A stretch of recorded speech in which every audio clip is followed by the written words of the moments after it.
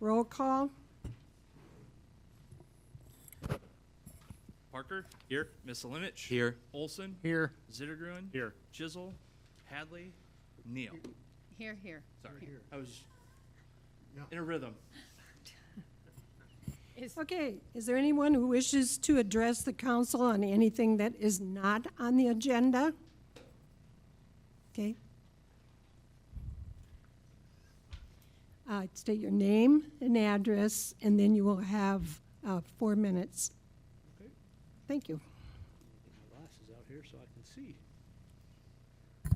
Hello, my name's Thomas Hanson. Address is 3469 Locust Road in Decorah. The Decorah City Council and myself believe in diversity, equality, and inclusion. The difference between us is that I practice what I preach.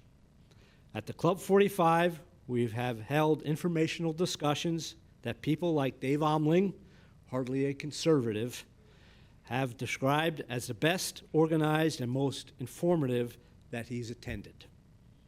We have speakers that do not necessarily share our views, like the mayor, who found us very respectful.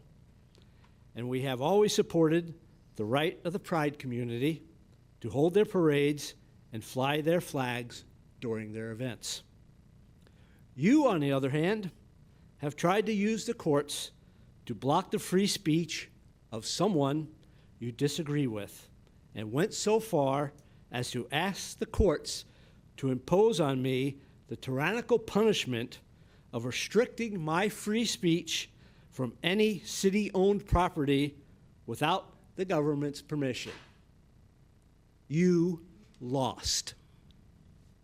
It is time for you to change your flag policy so that, in the words on your special events application, quote, any community-oriented organization or special interest group may request that the city fly special flags, unquote, and may have the opportunity to do so. I will be filing such an application this fall for the Club 45's Constitution Day celebration and parade. If you deny it, I will be filing a federal civil rights lawsuit against the city of Decorah for violating my First Amendment right of free speech, which will not only cost you more taxpayer dollars than you have already wasted in trying to uphold your hateful and divisive agenda, and will cause potential visitors to question your message of Decorah being a city that is welcoming of everyone. The choice is up to you. Thank you. Thank you. Is there anyone else who wishes to speak to the council and any other item that's on the agenda?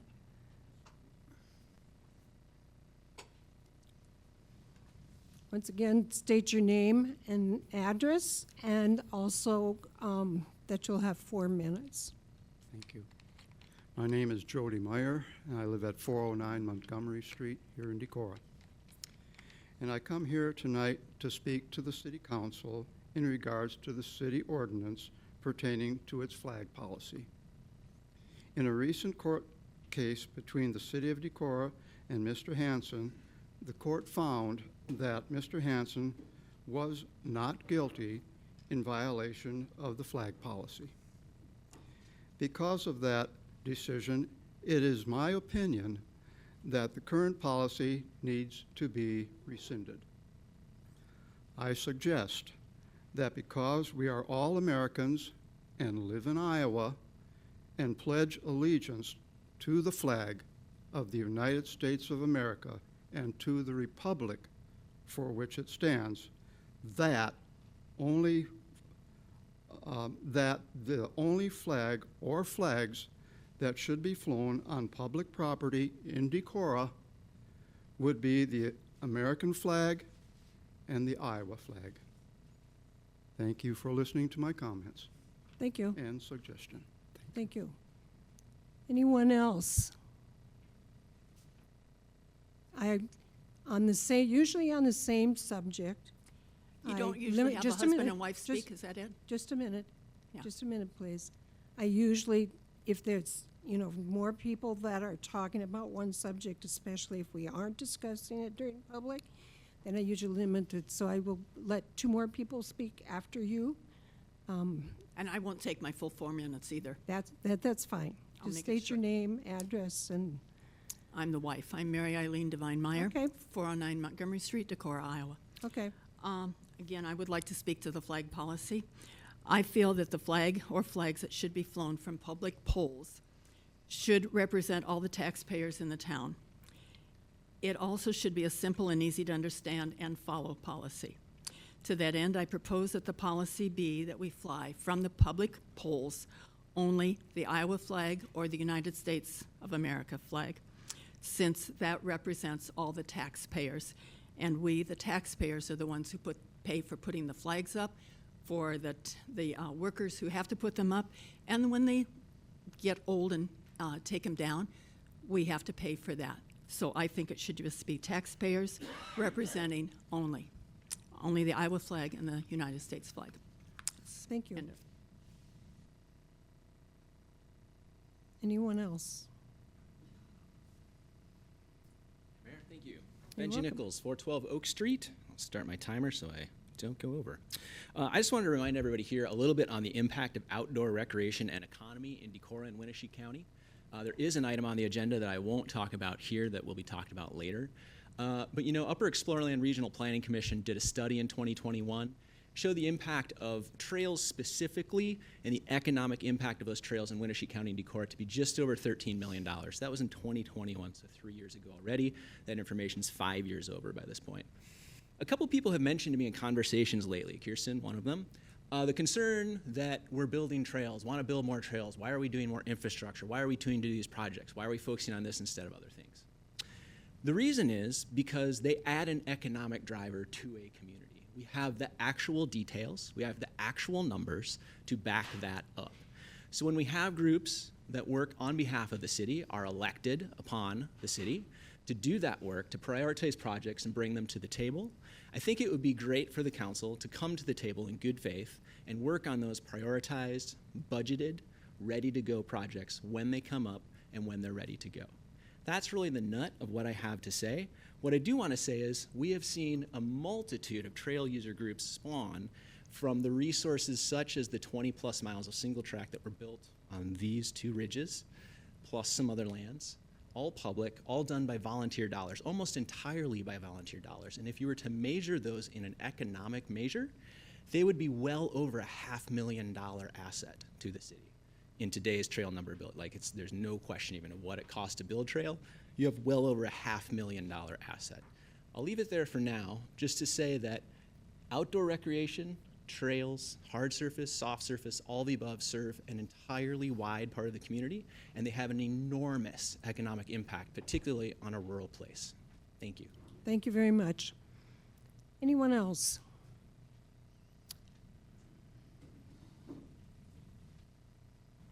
Brendan Devine Meyer, 714 Washington Street, Decorah, Iowa. I've got 3 points. The first one is, again, I think with the flags, again, it's simple, it's easy, the American flag and the Iowa flag. We're all Americans, we all live in Iowa. There can be no hate, there's no disrespect, there's no nothing between flying just those 2 flags. They represent everybody inclusively. Second point is to the point of hearing that they are wanting to get rid of, as the street lights go out, we're not putting new street lights in, not putting new bulbs in.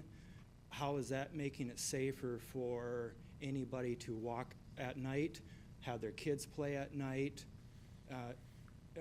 We want to be a safe community.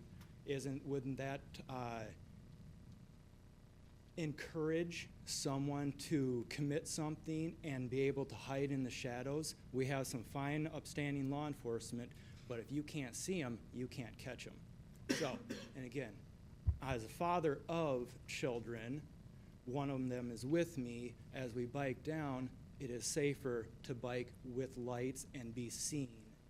Second one, going right along with the bikes, I believe that as a biker, and someone can correct me if I am wrong, but as a biker, you have to follow the same rules as a motorized vehicle, as a car, motorcycle, etc. So when I see an individual who is a bike shop owner blatantly blowing through every stop sign, every stoplight to and from work, what kind of precedent does that set for other bikers? Now, I'm trying to teach my children to follow the street signs, follow the street laws, use your hand signals, stop at the stoplight. When they see somebody else who owns a bike shop in this town blow right through them, what kind of example is that giving to me and anybody else? So those are my 3 points: flags, the street lights, and then the bikers. Okay, thank you very much. Okay, moving right along. Okay, Hi, my name is Garrett Willie, 710 Washington Street. thank you very much. See, I am the head coach for the Decorah mountain bike team. Anyway, so I'd like to emphasize how much of a resource this parks here have been here for us. We had a race here about last year around this time.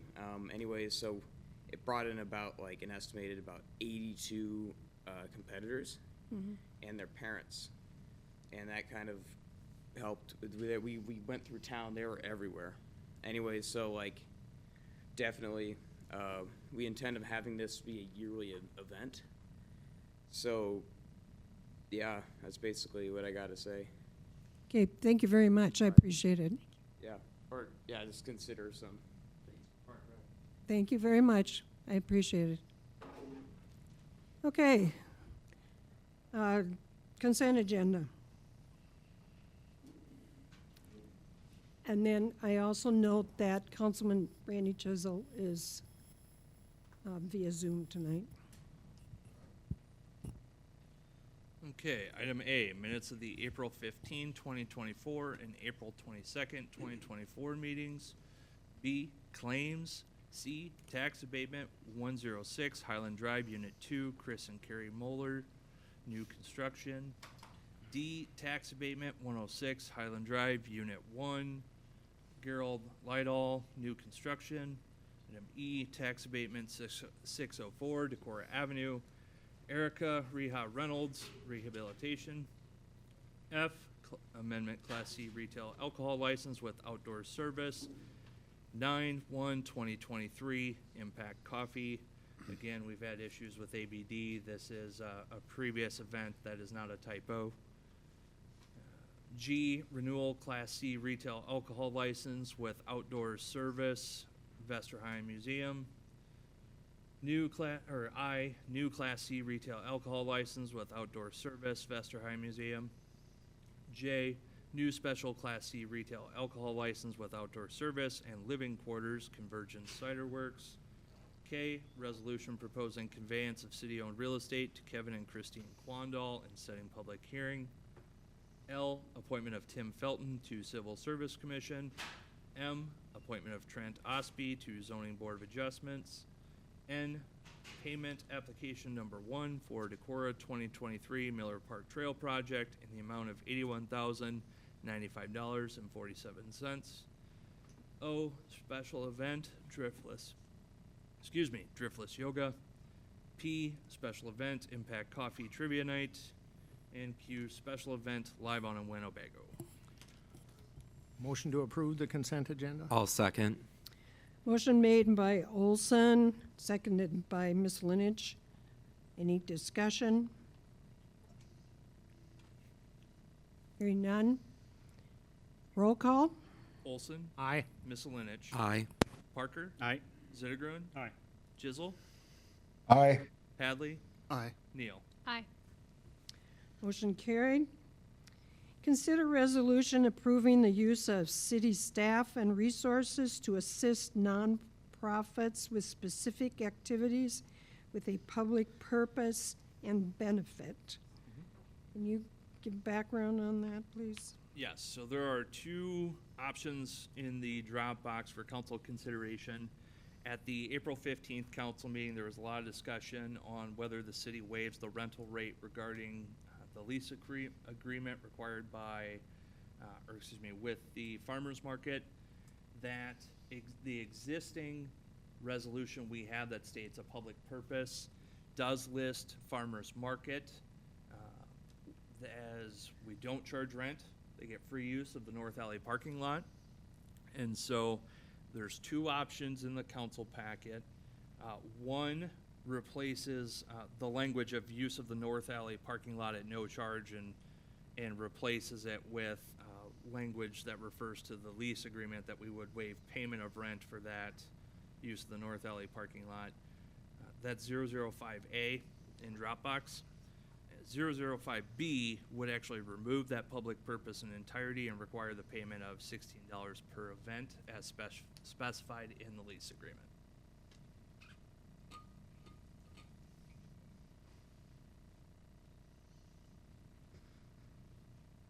Okay, comment?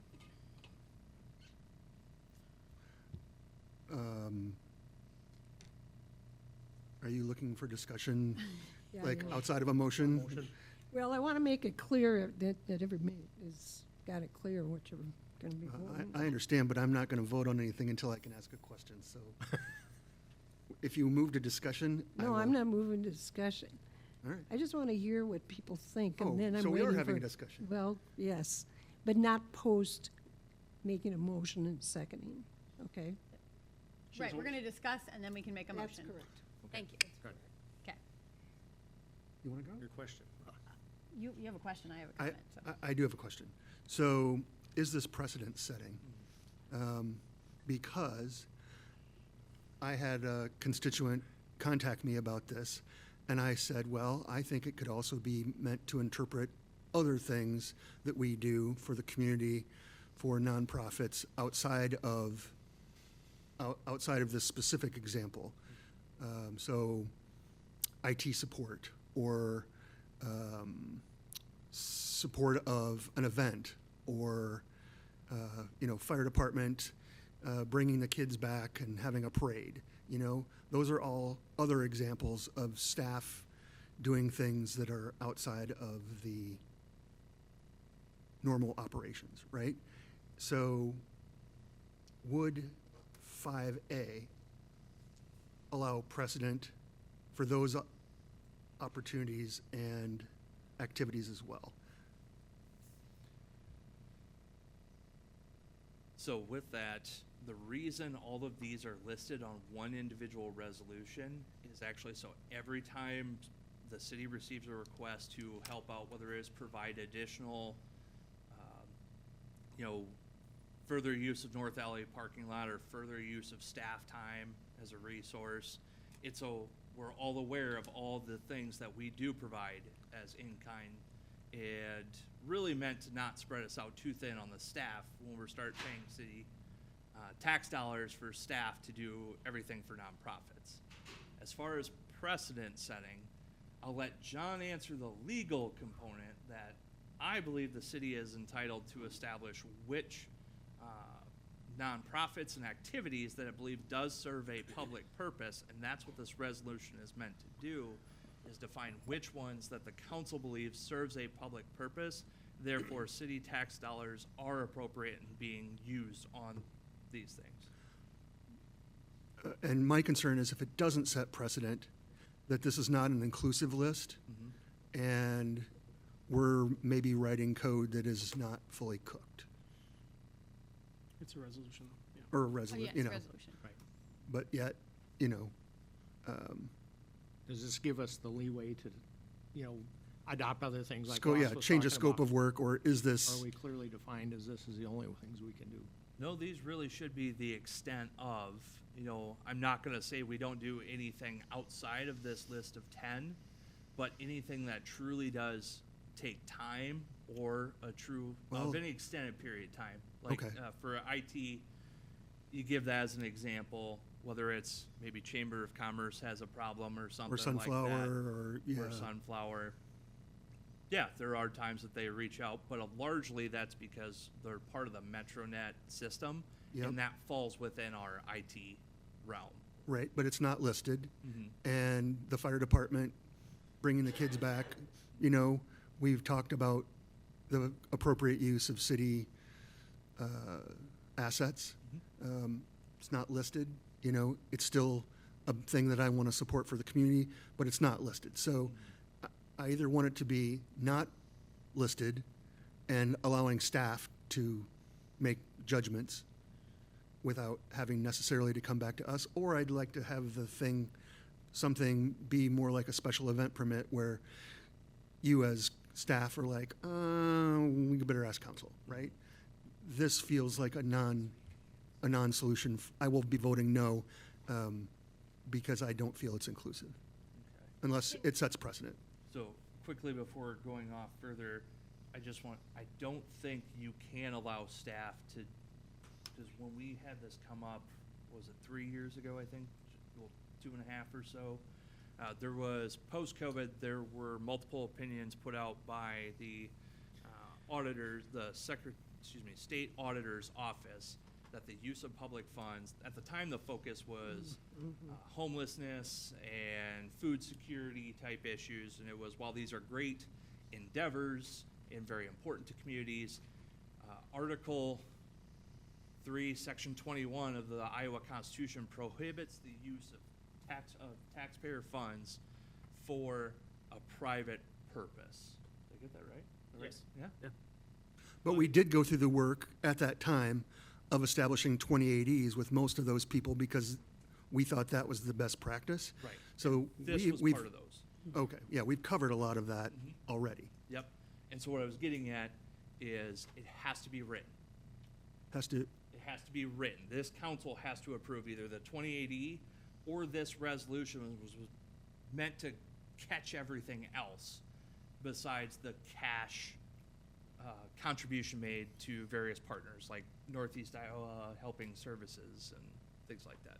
I guess that's. I'm going to go to Emily, but then I want to make sure that Randy has his hand up also. I just have a question. I guess I would prefer to just have a 2080 agreement with the farmer's market for the public purpose, and then we have 2080 agreements with all our other ones. So why do we need to do this in lieu of a 2080 agreement? Because I do think council should make the decision in terms of what organizations serve that public purpose. I think that's one of the reasons we are elected, to make those decisions. So I guess I like the idea of a 2080 agreement. I certainly think the farmer's market is a public purpose, that we should be having a 2080 agreement. And while they don't ask for funds from us like the Humane Society or Chamber of Commerce, we give them sort of the in-kind financial contribution of waiving their fee. So to me, it's the same thing as when we go through the nonprofits. It's just they're asking for it in a different way. So I guess I'm confused as why we need this over just having a 2080 agreement with the farmer's market. We can do a farmer's market, or a 2080, with them. This was what we thought to be a simpler, it's one that it's not us paying any cash. It is a in-kind service where we're saying, no, keep your money type of deal, as opposed to a contribution to them. So a 2080 wouldn't cover. 2080 is, at the time, we believed a bit over the top, honestly.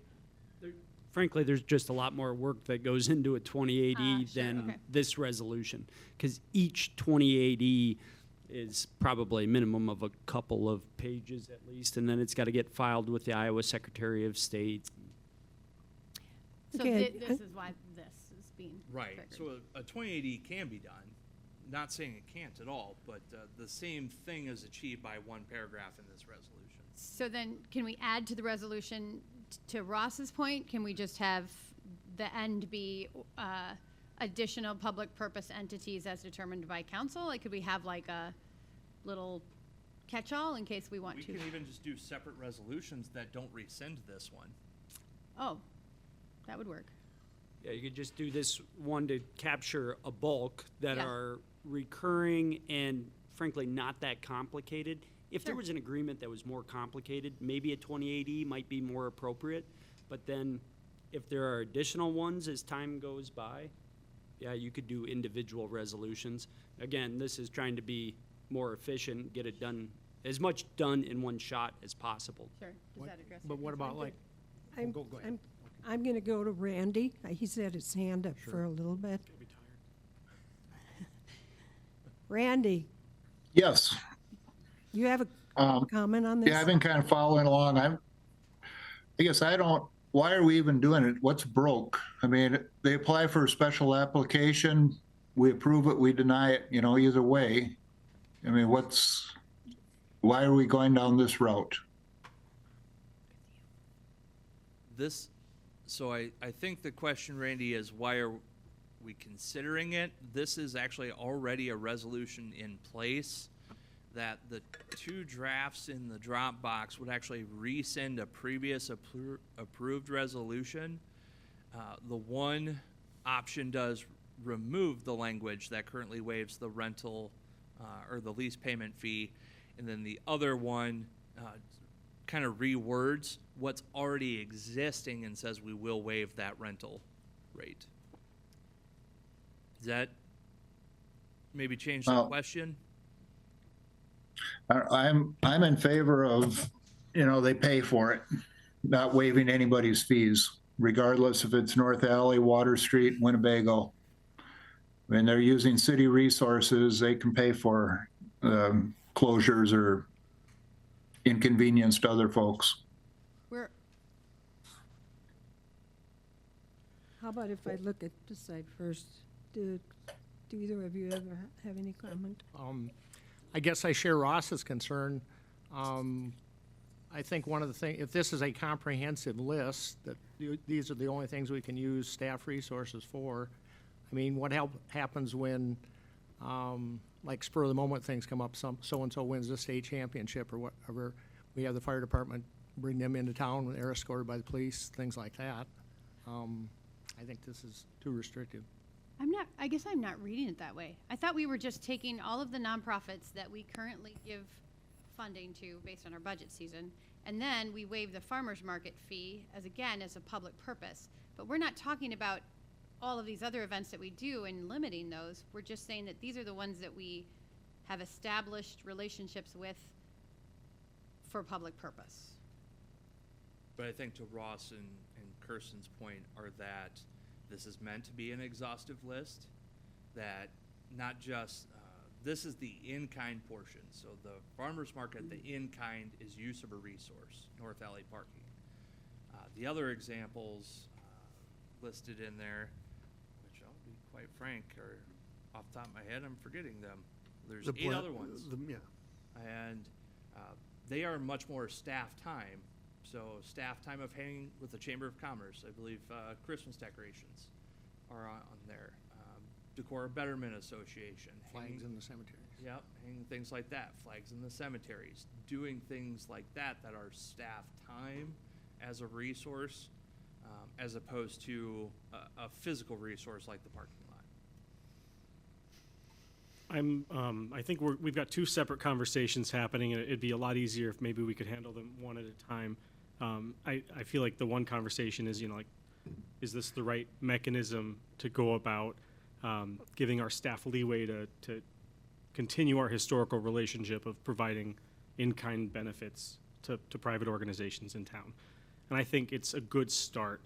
I think to Kirsten and Ross's concerns, to the extent that we find that maybe it lacks something or doesn't address something, it seems to me very straightforward to amend a resolution or to adopt a new one, that we can do that twice a month in one council meeting. And so I don't think we should sort of, this is a place, I mean, when you're writing code and you're stuck with it forever, you want to make sure it's just right. But this is a fungible document. We can change it in 2 weeks if something else occurs to us. And I'd like to see us adopt this tonight as the basis for continuing this practice by expanding on this document when appropriate. I do agree that it might be nice at the end to have something other, limited, whatever activities as staff deems appropriate. And, so I would encourage council to ask staff to take this and come back in 2 weeks with language that reflects that sort of staff discretion. I think that'd be a nice outcome tonight. the second, but I'm happy to go forward even just with this. You know, it'll be okay. You know. You're talking about 5A. Well, I guess that's the other piece. That's the other discussion we're having, right? I mean, I think we all want some version of this, and so let's make sure we end up with one, because the real maybe difference is going to be over which version of the ordinance do we want to adopt? Do we want to make the farmers market pay the same fees as everyone else, or don't we? And I guess I can see reasonable arguments on both sides. I urge you all to remember we're not talking a tremendous amount, you know, of money. I think I'm guessing maybe $1,000 or less, which is a lot for an organization like the farmers market. But you know, we're burning that up in terms of talking about it too. You know, that this is just important to be efficient. So I guess I'll just say my piece. I love the farmers market. I support it weekly, sometimes more. I think it's easiest to not sort of pick and choose which organizations we waive fees for, given especially that our fees are eminently reasonable, far less than the cost of the work we do to process these events. I don't think I think to say that they're reasonable, right, we're about to talk about raising them, for one thing. But two, I do think that there is a notion that this is a tremendous public purpose. It is a nonprofit that clearly benefits the community, even if you don't shop at the farmers market. And I think that as much as we give $2,000 to the Humane Society to help with animal control, or $1,000, that this is a similar public purpose in that manner. So I guess I do want to see us continue to work with the farmers market to show our support for the local farmers in our region, right? This is their livelihoods as well. And to recognize the public purpose. They're not a for-profit entity. We're not waiving it they're not making money on the farmers market. The people who run it, they're running it so that the farmers have a place in which to sell their goods. So I actually am in favor of resolution 5A. I want to leave the farmers market in there. I do like the suggestion of adding sort of that catch-all as Steve suggested. So I guess I would make a motion that we pass resolution 5A that contains language to support the farmers market as one of the nonprofits that we choose to support as a city, but then would ask council or contingent on sort of an adding of an 11 that is more of a catch-all. Can I ask a quick question first? Is that feasible, John, just to add like an 11, like a catch-all type thing in there or is that gonna get too? I don't know what Travis's preference is here, but. Oh, thanks, John. It's a nice thing I've been called all day. But I guess I'd be concerned about if it's good to give city staff discretion, but this is city funds and resources to be used by nonprofits. I think city council needs to be pretty clear. So could we say, could it come back to council? Could the 11 be as deemed by council? Yeah, but I think then we're back to where we're at now with the resolution, aren't we? Well, to begin with, we have a motion on the floor. Right, it's my motion, so I'm clarifying it. No, I know, we just haven't had. But isn't that gonna be problematic when you're, like, have somebody like win a state championship and they're coming back to town that evening? You're not gonna have a chance to have council weigh in on that. So it needs to be something that's done almost on an instantaneous basis. So if we that's one pass resolution example. A, we can't give we would say no, we can't do a fire assist parade? I'm compelled, joking, I'm compelled to say no based on the resolution, but that Then I'm gonna fire rescind. truck does roll every time we have a state Okay, then championship. I'm gonna rescind. So And it needs work.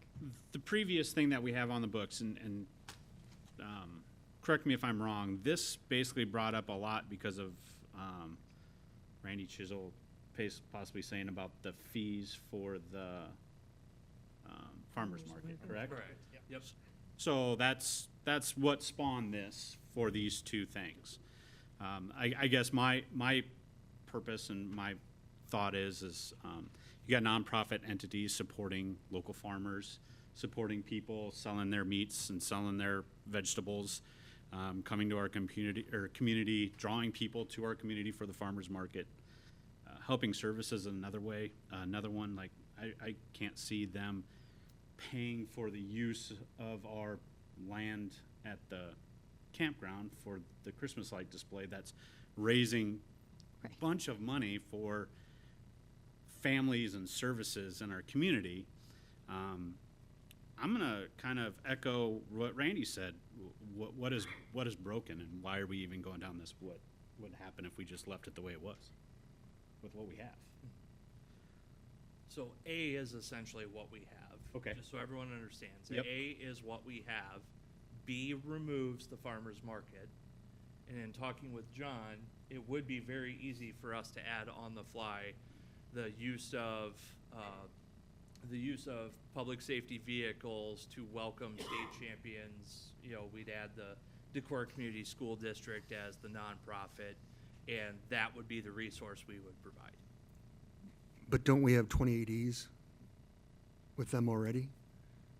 The We school? have multiple, but Right. different projects, different topics. Okay, so A is current reality. Correct. Okay, so then, So actually, we don't have to vote anything on A, correct? You don't have to, but we thought it'd be nice to clean that language up just a little You're bit. looking, okay, that's what I was looking for. You're looking to be able to clean that language up for 5A. Yep. Okay. okay, so now I'm going to make a motion in support of 5A, our current resolution, with a little bit of cleaned up language and the addition of the Decorah Community School District's state parade events. Celebrations. Right, state parade events. I won't, are you done? Is that your motion? Yeah. Okay, I'll second that. Motion made by Neal, seconded by Olson. Any further discussion?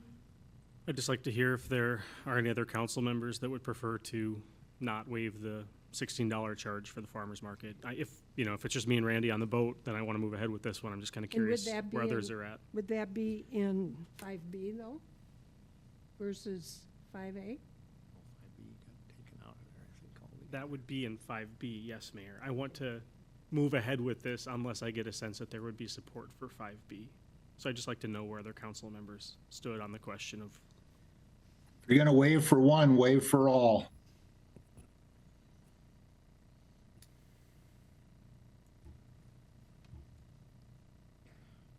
Okay, Get a motion in a second. we have a motion and a This is a second. very strange procedures.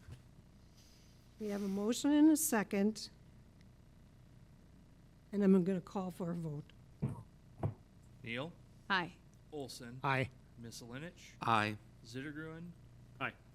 Chisel, No. Hadley, No. Parker. Aye. Motion carried. Now looking at 5B, is that No. correct? I don't have to look at 5B then, is that right? Correct. Okay.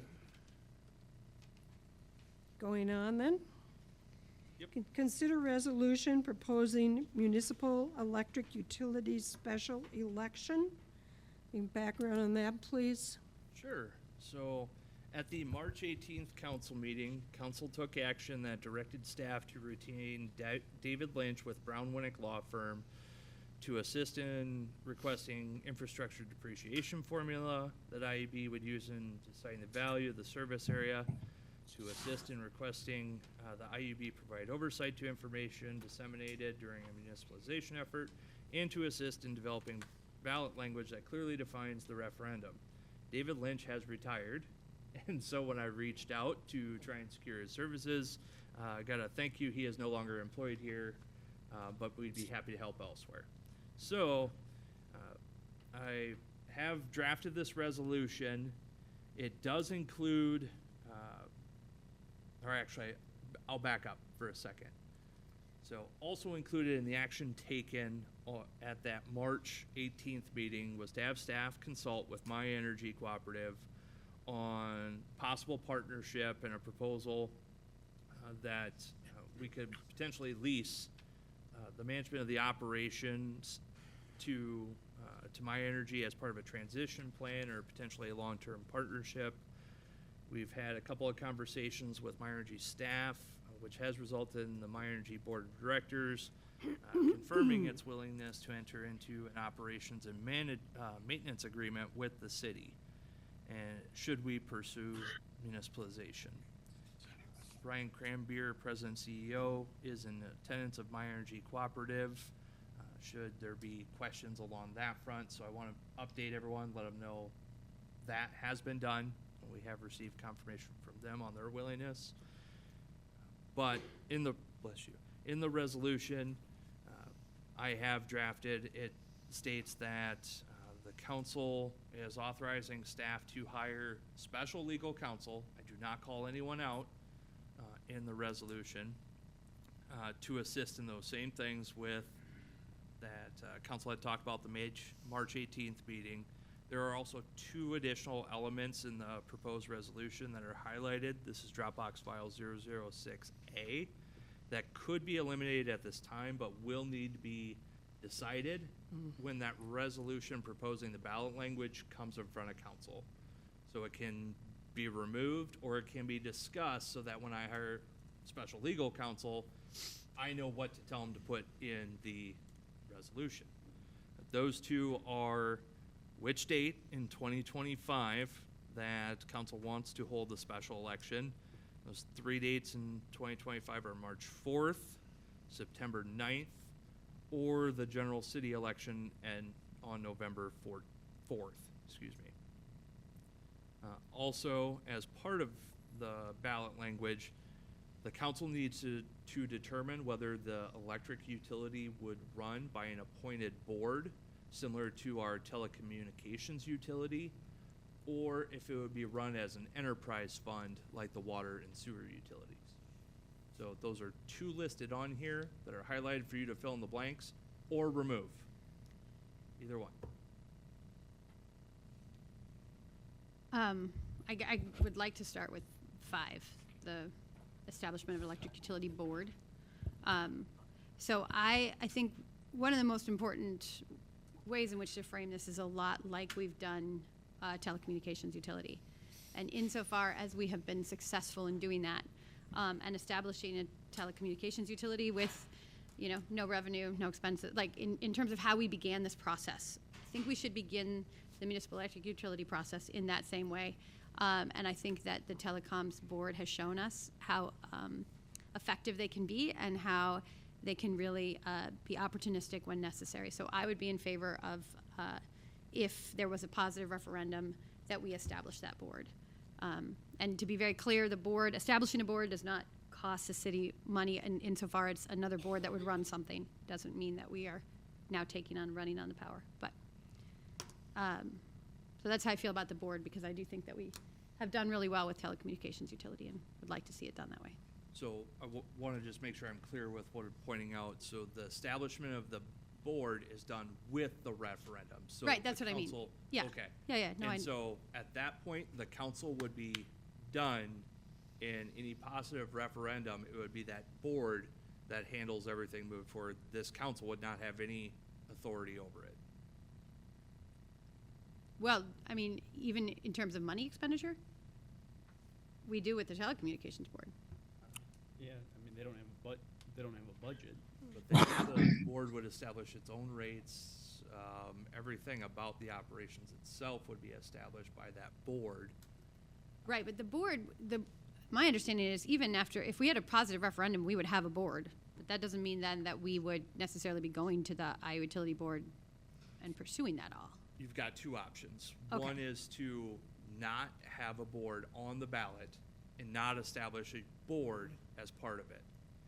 If that's the case, then it retains under city council's authority, just like the water and sewer utilities are. However, and as we've talked through the fiber the premises efforts, that's all the telco board. Like, council's been kept up to speed and involved in conversations, but the council has no authority to actually engage in contracts, to award bids, anything like that. That's all the separate board. So. And would we need to then on the referendum include whether that board would be elected or appointed? It would be appointed. I don't think elected is an option, is it? I would have to look. I could probably look while you keep talking. I think Hey, I think you can have an elected Hey, utility board. I just have a point of clarification. After the MEU board brought their information to us, and they said that it would be up to the council when they felt it was. And I know when we discussed, the council never really voted. Should we move forward? Should we not? So I was thinking that this was where the council would state, yes, we should move forward, but any details would come back for a vote when you chose to do that. So when I saw this with more details, I just need clarification on what the council's was thinking. You know, I'm glad you said that, Mayor, because I think I at least agree with part of the sense of what you're saying. You know, on item 5, we're all sitting here trying to do research on the fly to sort of see whether this could be elected or appointed, and that feels half-baked, given that a crucial part of this resolution is hiring an expert to advise us, including, I would hope, on the question of, you know, whether a resolution would be best to call for an electric utility board or create a utility just like the water and the sewer utilities. So my preference would be adopting a clean resolution without 5, and then asking the council we hire for recommendations on what kind of language and even the timing of a potential referendum. So, I mean, for me, I'd rather include, I'd rather strike all of 5 as, you know, when we move this, and I'd like to see us strike the suggest, like, I don't want to pick a date right now until we've talked to our lawyer. That's one of the reasons I think that when we voted to hire a lawyer a month and a half ago, one of the specific things we voted that we wanted advice on was the timing of the referendum. So I'd prefer to. Well, that's actually 4. Timing is Yeah. 4. Right. It's in there. Correct, and that's what I'm saying. I don't want to select timing yet. I want to hire a lawyer and ask them. Does that, So your motion, if you were to make it, if I were to make it, yeah. would take out the highlighted yellow section on 4 and 5. We'd have to make sure that sentence ended with a period. A but period, yeah, right? Yeah, I agree. I guess I feel like on March 18th, we let the cat out of the bag, right? I mean, we clearly sent a message to the community that we are taking up this issue. I don't know about you, but my inbox was filled today with tons of people interested in this issue, excited about this issue. Given the timing and the dates, I don't think it is a lawyer's, I mean, in some ways, the lawyer's going to say have the referendum when the council wants to have the referendum. So as I think about this personally, there are a couple things I'd like to see when we set the date. I'd like the date not to be attached to any other election, right? So that cancels November in my mind. Why? Okay. I'm particularly interested in the March date because given what I know from the past experience in the last election, I think that one gives the city enough time to get information, but not so long that it just drags on indefinitely. I think that people are upset and looking for support from the city in terms of their rates. I think if any of you received information, there are other communities actually looking at the municipalization process right now because of high rates in Minnesota, and those rates are lower that are upsetting them than the rates we're looking at with Alliant currently. So I guess I'm ready to set a date. I think the mayor asked a good question in terms of, did we even decide we were moving forward? I mean, I do think March 18th we decided we were moving forward. We set aside funds. I think the issue was we never really voted on it. We did. 4-3. We voted to hire a lawyer, set aside money, talk Okay. to My Energy. Okay.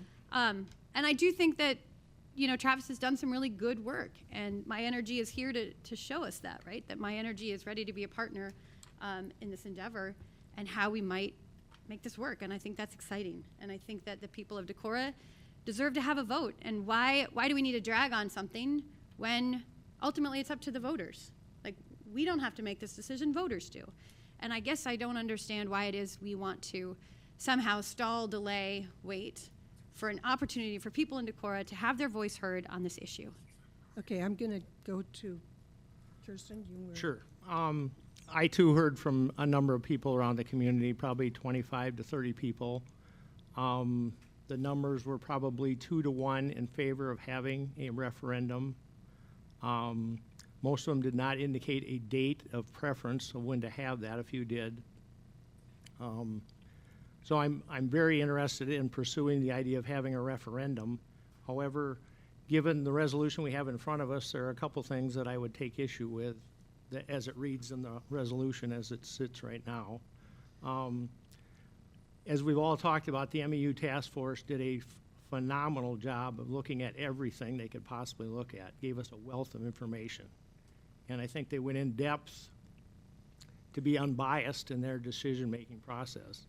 They pointed out both the pros and the cons that pursuing an MEU would give us.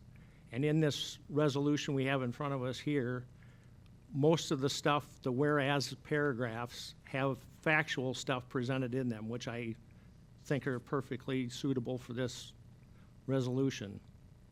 The second one, it gives kind of an opinion of what they think this could do for the community. And I think to give the MEU task force their just due, I think we not only need to point out the pros of why this would be a good thing, but also the cons of why, because they did that very eloquently in their final report that they gave us. I wouldn't suggest putting a new paragraph in, but I would like to take paragraph 2 out of there. And the second thing would be the very last one, where it says, whereas the City Council desires to set the date of a special election to accommodate timeline considerations and ensure maximum participation by the community. I think we pointed out in last November's election cycle that roughly in an off-off year election, you get about 33% of the people to vote. In a off-year election like 2022 would have been, you get about 48% of the people to vote. And in a presidential election, you get about 70% of the people to vote. I would like to hear from the vast majority of this community how they feel about this issue. I don't want to get a partial indication of what people think they feel about it. I want to hear from the most people that we can. So I would prefer to have this date set at a presidential election time frame so that we can hear from the most people, so we can have the right data going forward to make that decision. I'm going to go to Randy, and then I'll come to the other two council people. Randy? Okay. Well, I agree with a lot of what Kirsten just said. If you want to get maximum participation by the public, November is the best one, especially when we have state and federal elections. And this November is going to be a big one, so we would get the best turnout at that point. I'm also a little concerned about doing this in conjunction with My Energy. If we're going to be a standalone MEU, why are we going in with another entity? It's just like partnering up with Alliant or Mid-America. I mean, they're a large corporation, and I'm not sure, Travis, John, maybe you could help me. Are they beholden to the Iowa Utility Board, or are they to the Wisconsin or Minnesota, where they're based out of? So what's been discussed would be operations and maintenance agreements, so they'd be beholden to the city's maintenance agreement, whatever we would approve as a contract. So under a proposed transition plan, or if it's long-term, either the council or the board, if a board is established, again, they're still responsible for setting the rates. They're responsible for negotiating any contracts, approving and entering into those contracts. So it's not, I guess the authority still remains with either the council or the board, depending on how that utility is established, if municipalization is successful. And I do think, I mean, I don't. Emily? Yeah. I'll come back to you, but I want to have him finish up, and then I want to hear from them, so. It's only relevant to what was just said. Okay, then just hold it and take it back. Okay, Randy, were you finished? Well, my only other thing is we're spending city tax dollars on this And we keep being told that it's going to save us money on our electric rates. Well, then what's our electric rate going to be? Can you tell us that? You know, you want to borrow whatever you're going to need to borrow, we're going to need to borrow to get this going, but we don't have any kind of business plan. We have nothing going forward. We're completely blind on it. And the results of the last election said, no, the community doesn't want to move forward. So that's where I'm standing. Okay, then I'll go to Christopher. I would echo on both what Kirsten and Randy said. If we were to move forward with something, I would have preference of having it be in November. I feel like both of them made a point to say that we want to hear from the most voters. And I feel like, you know, having it in an off election year, if it is something we do move forward with, won't give it justice. Because as Kirsten said, and as we know, off election years tend to not have as high a turnout, and we want to hear from everybody possible here in Decorah. The other thing moving forward too, and I don't know if this is a point to be brought up now or later down the road, just in regards to, yes, if we do move forward with a referendum, a big thing for me is just the funding of said referendum and where those funds are going to come from. And I know traditionally you allocate or pull from a certain source, and if we do move forward, and I'm new, so learning, but I would just like to say that if this is something that we do proceed with, I would say my preference would be, and would love to hear everyone else's preference on this, but coming from sustainability. Okay. Brent? Yeah, and so kind of talking about the dates, and I'm just reading kind of what we have here. I think the last time we talked about this is we all kind of decided and voted on the last time to move forward in a 2025 timeframe. So the dates that we have is March 4th, September 9th, and November 4th of 2025. Mm-hmm. It's not a November, like this is the presidential year. It's going to be this November. I don't think that's. I think it's next November. No. No, he's talking about this, but he's talking about this. Yeah, but back to the presidential, the big one, that's this November. I've got you. Yep. That's in my opinion, that's, you know, a couple months of, I don't think that's necessarily a feasible time frame.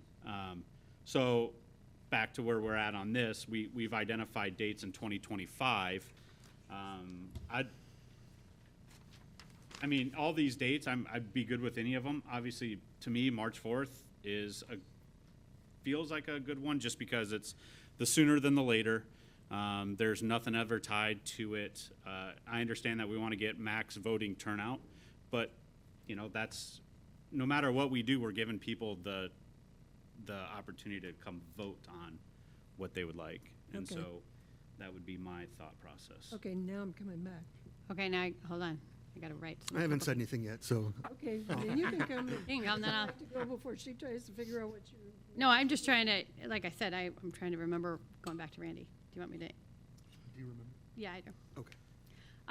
Okay, so I did want to address some of the questions that Randy brought up. We have a lot of people in the room, and I think the more education we can give on this issue, the better, right, in terms of what we do know. So Randy brings up really great questions, right? The business plan, what will the rates be? What kind of reliability will we have? Well, these are all the questions that I am quite honestly dying to know the answers to, which is why I want this referendum so badly. Because we can't find those answers out unless we actually have a utility.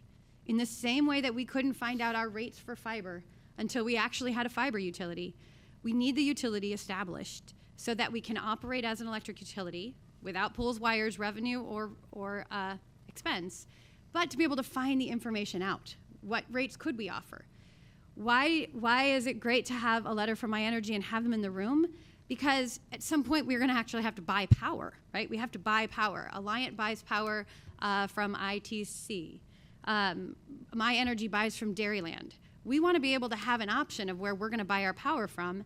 And if My Energy operates as our power supplier or our contracted distributor, we still own our utility. It's still our own utility of which we get to set our rates, our distribution, how we want to handle solar.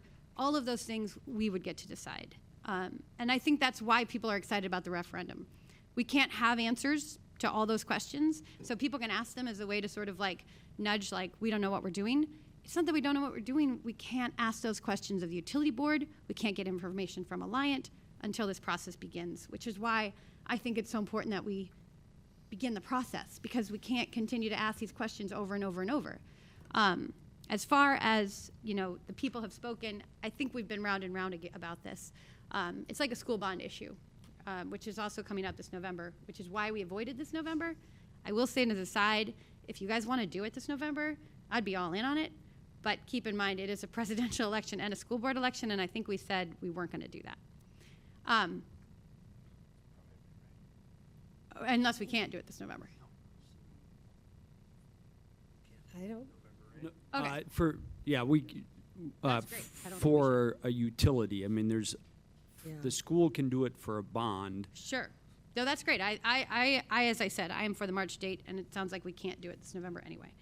And This November. This- November of 25, right. not 24. That's what I thought it was. I do, to Kirsten's point, I think if we want the most amount of voters, then we have to engage our community in this. Like, it is up to us to engage in conversation, into listening, to learning, right? You know, that Randy, and I'm sorry, but that you're still bringing up these topics when you know very well the answers to about why is it we don't know our rates and why is it we don't know this. The MEU task force provided a wealth of information, and I really do hope that we ourselves get educated on that so that we can all talk with our constituents about it.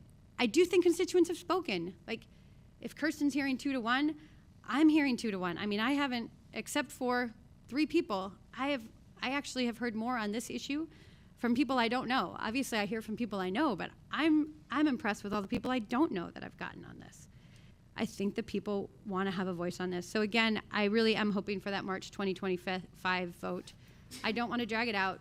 Kirsten, I don't actually want it tied to anything else because I want people to focus on the MEU and what that could mean for Decorah, as opposed to who's going to be president, what tribe we're going to sit with on any one election. This is about Decorah. This isn't a blue issue. It's not a red issue. It's not any type of person issue. This is about our pocketbooks. This is about our own power and our authority to control our own future and that relation to it.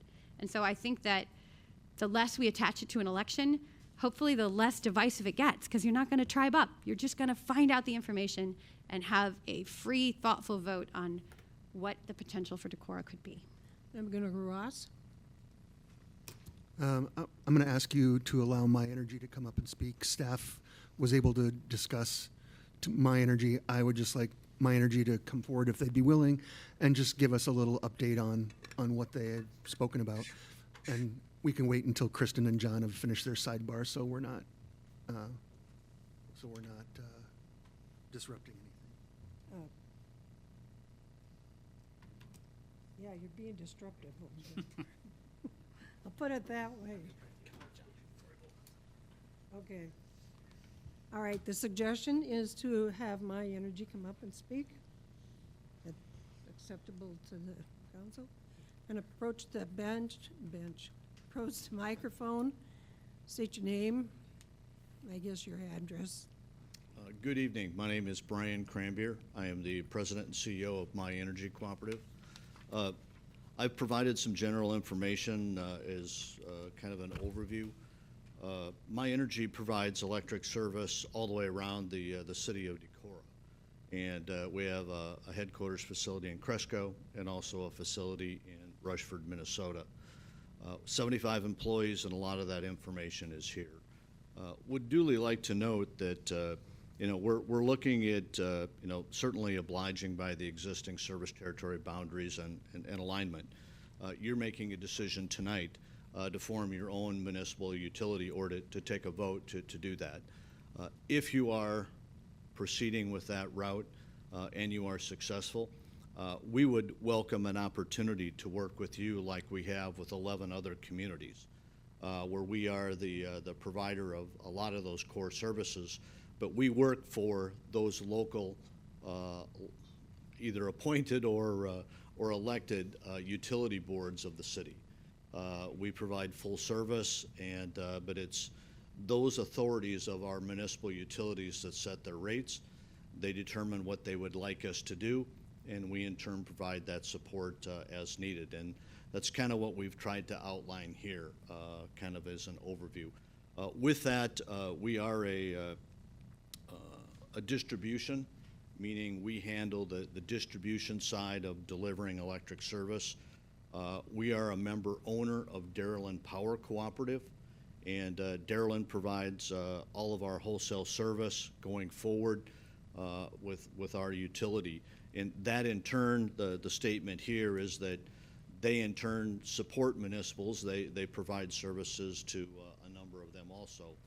They in turn would help fulfill the power supply and transmission delivery to provide that full service. But again, I think there's lots of discussions. As the councilwoman said it very well, steps are a process to go through.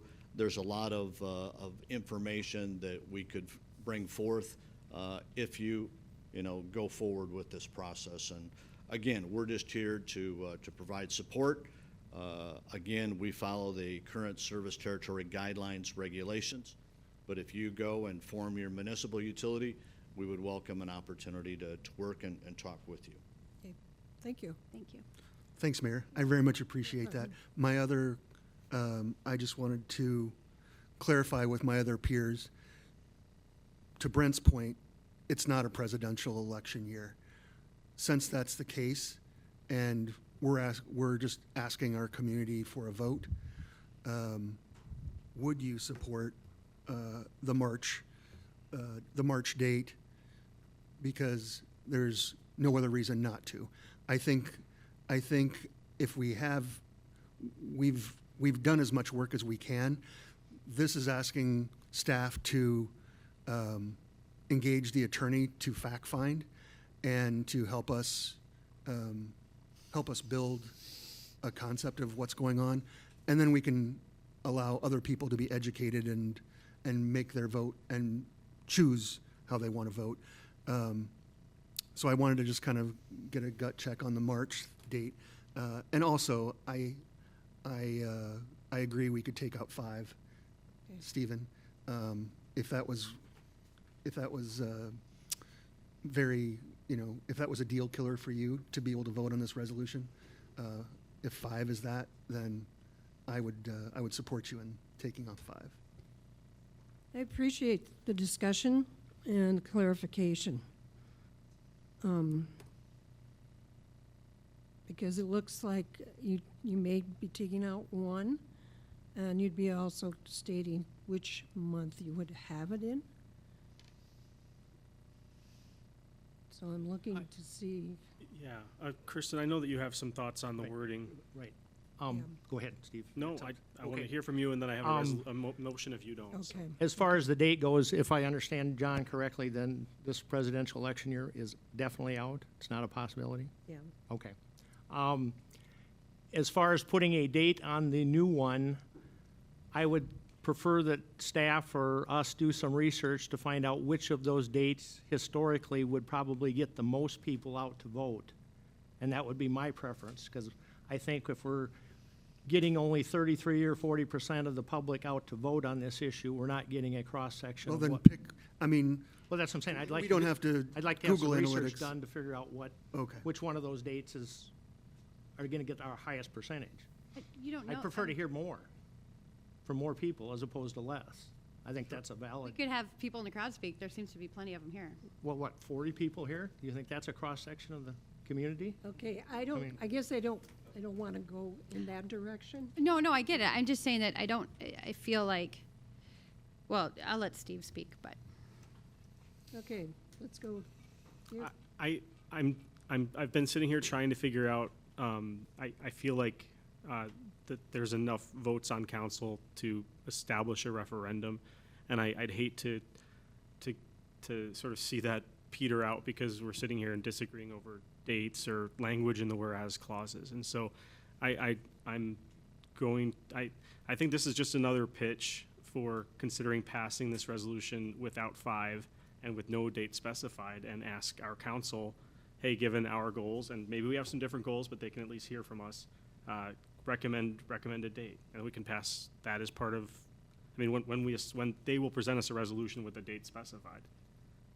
We can change it if we want to, but like, I feel like there's more research to be done on the right date. It sounds like we have different values in terms of, you know, I'm gonna put words in your mouth. I mean, I think for Kirsten's turnout's really important.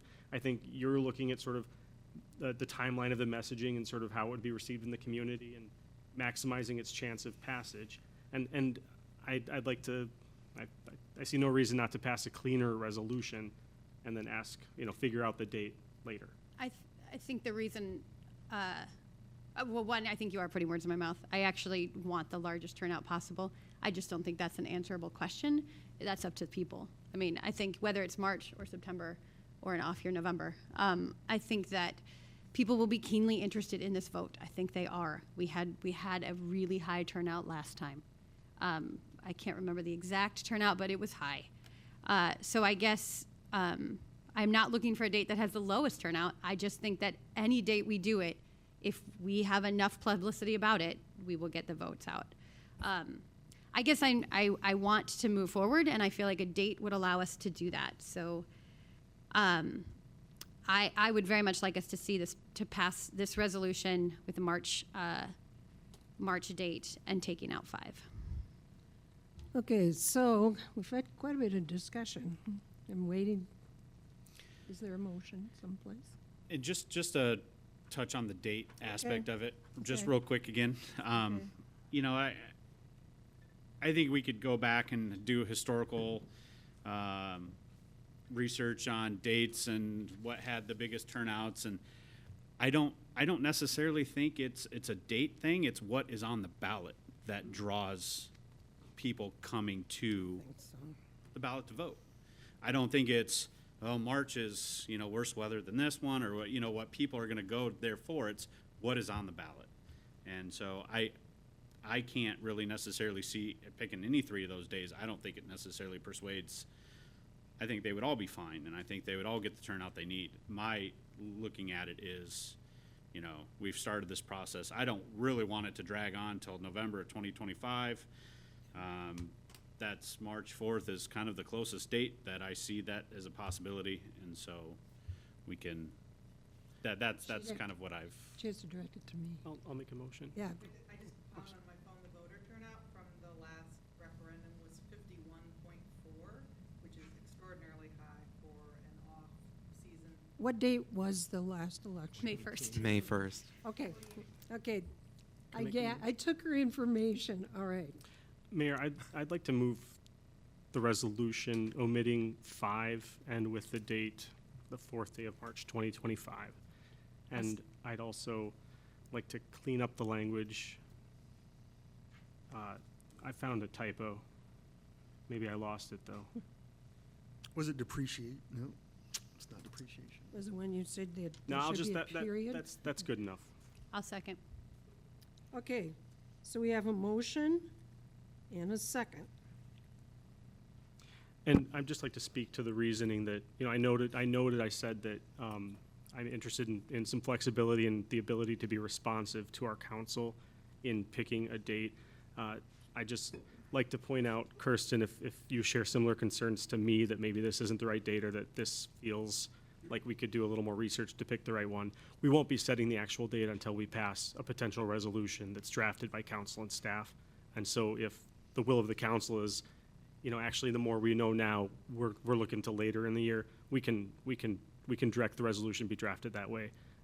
So I guess this does not lock the date in stone, but it does start the process. So we have a motion and a second.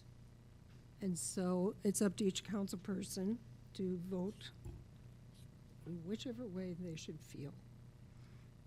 Roll call. Zittergrun? Aye. Neal? Aye. Olson? No. Chisel? No.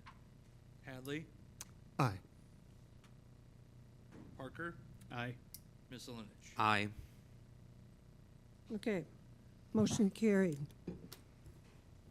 Staff, we'll wait to hear more from you in the future. Got it. Okay, thank you for the discussion, I appreciate it. All right, that means we're on 7. Consider resolution establishing Water Street closure policy. I want to give, Sure. So, much discussion was held at the April 15th council meeting surrounding the Cops and Rodders Car Show special event permit application. Council heard various comments from businesses in attendance as well as others via email and phone, asking that Water Street not be closed because of the negative impacts to surrounding businesses. Now, that event did also have the extra component of commencement weekend. The proposed resolution would establish a policy that Water Street would only be closed for special events pursuant to Code Chapter 5.26 for Nordic Fest. That's not to say I've had questions posed, does that mean parades, things like that? No, these are special event closures related to Chapter 526. That Water Street would be the only event that a special event permit would be awarded under that code section. Nordic Fest, sorry. I was going to say, bad. I think you might have to clarify it if you're saying it that way. It's been a long day. It's already 7. It's going to get longer. Yeah. Do you want Yeah, discussion? go ahead. I was one of the reasons that I asked this, and it's funny, I put this on the agenda without a clear idea of where I stood. I put it on the agenda because I think we need to have a policy about Water Street. Okay. And I hope that we have a robust discussion about it. My only hesitation is that we sort of have something unintended that we don't know is out there, that if we do this, all of a sudden we're like, oh, crap. But I think recent events, I feel caught in the middle a lot on Water Street. I feel like we hear from businesses where they're excited to close the street and other businesses are like, this is really hard on us economically. I want to be sensitive to the economic needs of Water Street. I think it's really hard to run a small business in downtown Decorah. It's a wonderful thing, but it's hard. I mean, it's hard economically for them, and I really want us to establish a policy so that they're not all kind of waiting with bated breath like, oh my gosh, are they going to close on my busiest day, my third business day? And so that's why I brought it up, hoping that we could have a discussion about it. As I read through the resolution from Travis, I think it makes a lot of sense. So that's where I sit on it right now. Kristen's already going for the butt. Well, I was the second on that one to bring this item up. I didn't realize we were going to get a resolution presented to us in reference to it. I thought we were just going to have a discussion in reference to it. So I thought it was a good thing worth discussing tonight. I think the recent discussion we just had at our last council meeting about the Cops and Rodders thing is a perfect example. We had a gentleman by the name of Bink Pickney that presented the idea of the Cops and Rodders thing, and he was here to talk about it. And I think that particular event, he said, brought in about 1,000 people into this city. And I don't think we want to restrict events like that from occurring in our city because those are good things for everyone involved. It may not help your one business directly, but it may help a bunch of other businesses. As Vic had pointed out himself, when Nordic Fest happens, that weekend, every weekend, they never had one sale at Sundance Travel. But they didn't fight that at all. They went along with it because they knew what it brought into the city and how much revenue it did and what it did for our tax dollars and what it did for certain businesses and stuff like that.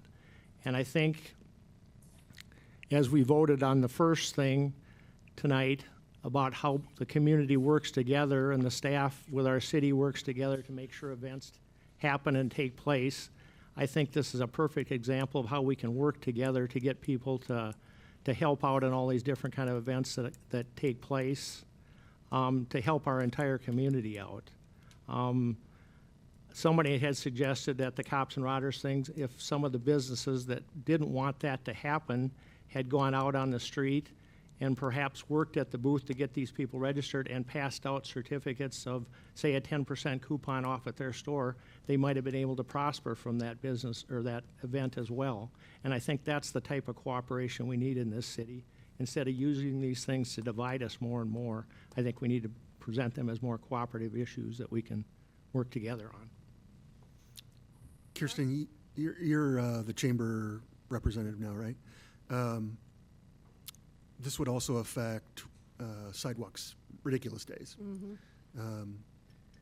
And I think this came to the agenda pretty quickly, and there probably hasn't been an adequate chance to discuss the impact with the business community as well.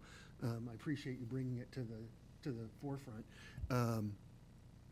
I think it would be great if we can continue this discussion, but I would encourage us to table as an action rather than voting up or down necessarily, so we can just easily bring it back after you've had a chance to discuss it with Chamber. It is worth noting, Chamber is not doing ridiculous days anymore. It's no longer a Chamber. But there is a group that probably does want to do it. I did reach. I did reach out actually and talked with Alyssa a little bit about it because I wondered. And to Kirsten's point, I agree with you. Like what I wonder though, like I look at Live on Winnebago and that route of Winnebago to the courthouse. Like I hope we continue to have robust events. I'm just wondering if we don't just route them in that. I mean, I could totally see a fabulous Cops and Routers event, right, where Winnebago to Mill to the side streets, so that we're wrapping around water. Just given the significance of water and its thoroughfare, but it's also parking ability. And so we're not closing off the main street, but we're having events right around it. So it actually is ridiculous days that I brought up, because last year, if you remember, we were totally in the middle of essentially a downtown. Some people wanted it closed, some people didn't want it closed. We actually had 2 requests, and you're like, well, which one do we honor? And it wasn't that I think that this is a resolution we should pass. I think we need to have what will constitute us shutting down Water Street. What's our criteria? Because if we have Cops and Routers and we have Nordic Fest, there's 2 weekends. Fantastic, right? But what if there's a new event? That's a 3rd weekend, and how do we then say, oh, we're gonna let these 2, but not that one? And so really, again, it wasn't that I necessarily think that we should pass anything tonight. I really do believe it should be a discussion, but I think we need to have it, because we need to know what triggers a Water Street closure, right? Is it just anyone who wants to can ask, and then we have to decide? Well, we learned that last time. We don't get to actually decide whether or not an event can happen on water. It's only when it can happen, right? For the most part, unless we have clear guidelines. So that was my hope for the discussion. It wasn't that we passed this or not pass it, but that we thought about what would we constitute closing Water Street for, and what do we want to think about that wraparound instead, which I really like the Live on Winnebago model. The more I think about where that's going to be and how that's going to direct people around downtown, yet ease of getting in and out of businesses, to me makes some sense. Hadley will make a motion to table. I will second. Hadley made a motion to table, and Olson seconded that. Any further discussion? Roll call? Hadley. Aye. Olson. Aye. Zittergren. Aye. Chisel. Aye. Neal. Aye. Parker. Aye. Miss Linich. Aye. Okay. So we'll continue to discuss it. Consider resolution accepting a proposal for design services of Carlson Park Trail Phase 1B. Can you give an update on that? Yes. Okay, so Phase 1B is the second portion of what was included in the 2024 budget for $260,000. It did not have a separate design section, but some of the struggles around Phase 1A and compliance with Iowa Code Chapter 26, I believe we've got this worked out in 1B here, where John Shuby Consulting is actually going to partner with LRE, Land Resource Engineering, out of Grand Rapids, Michigan, who is in the process of getting their Iowa engineering certification. So Shuby Consulting would come, do the on-site inspection, flagging, do everything that goes into the design work, and then partner with LRE to provide us with our Iowa Code Chapter 26 compliant bid documents. So we'd have estimated quantities, unit pricing, and have nearly all of the bid documents ready. One exception to that would be the SWIP and the NPDES permit. Both of those were actually removed from Phase 1A as well. The city handled those in-house to keep the costs low. So the same process here where 1B, again, we would provide the SWIP as part of the bid docs. There's a couple processes on this. One is a couple ways we could have gone about this. Typically, we would have done an RFQ and solicited for qualifications to get this, get a couple proposals to evaluate. Phase 1A has shown how difficult it can be to get this project going with Iowa Chapter 26 public construction bidding requirements. So this is a route that we've been able to identify that checks those boxes. And also there's a time constraint to this. So if we were to wait 2 months or so, the leaves are already leafing out pretty good. But in talking with John, his consideration is if this gets approved by council, he would actually be here even as soon as this week or even next to be on site to do inspection before the leaves fully leaf out. Great. I really appreciate the work that staff has done to work through the challenges of the Iowa build, consult build, design build limitations that we have. I agree that time is of the essence, so I would make a motion to accept the proposal for Phase 1B. I'll second.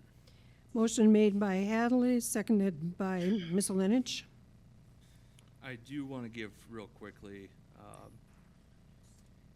I am obviously not an avid mountain biker. There was a time, but not now. And so Brian Furman actually helped put me in contact with this John Shuby. And so, you want to talk about collaboration? To get Well, then something? I'll amend it to staff and support crew. Yeah. So I just want to throw it out there as well. Okay, any other discussion? Hearing none, roll call. Hadley? Aye. Ms. Olenich? Aye. Chisel? Aye. Neal? Aye. Parker? Aye. Olson? Aye. Zittergren? Aye. Motion carried. Can I ask a quick question on this? Yeah.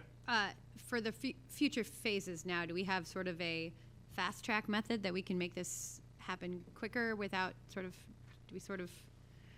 feel like we keep funding the same things. These are the two phases that have been budgeted for, 1A and Okay. 1B. The ironic part, and Brian and I talked quite a bit about it, is, if we could have taken a step back, 1A, there's a couple things we probably would have done differently. I do think this partnership between John Shuby Consulting and LRE is not a random collaboration, that this is something that they've run into in the past and challenges as well. And so this partnership, as well as John Shuby, the fact that he's no longer a Rock Solid, who's a mountain biking construction firm, he's no longer an employee there, but it sounds like it's a mutual or amicable relationship. I think also might speak to some of the challenges on design bid build. well, we see that with street, with design firms and contractors as well. So it's good to see other areas doing the same thing. Okay.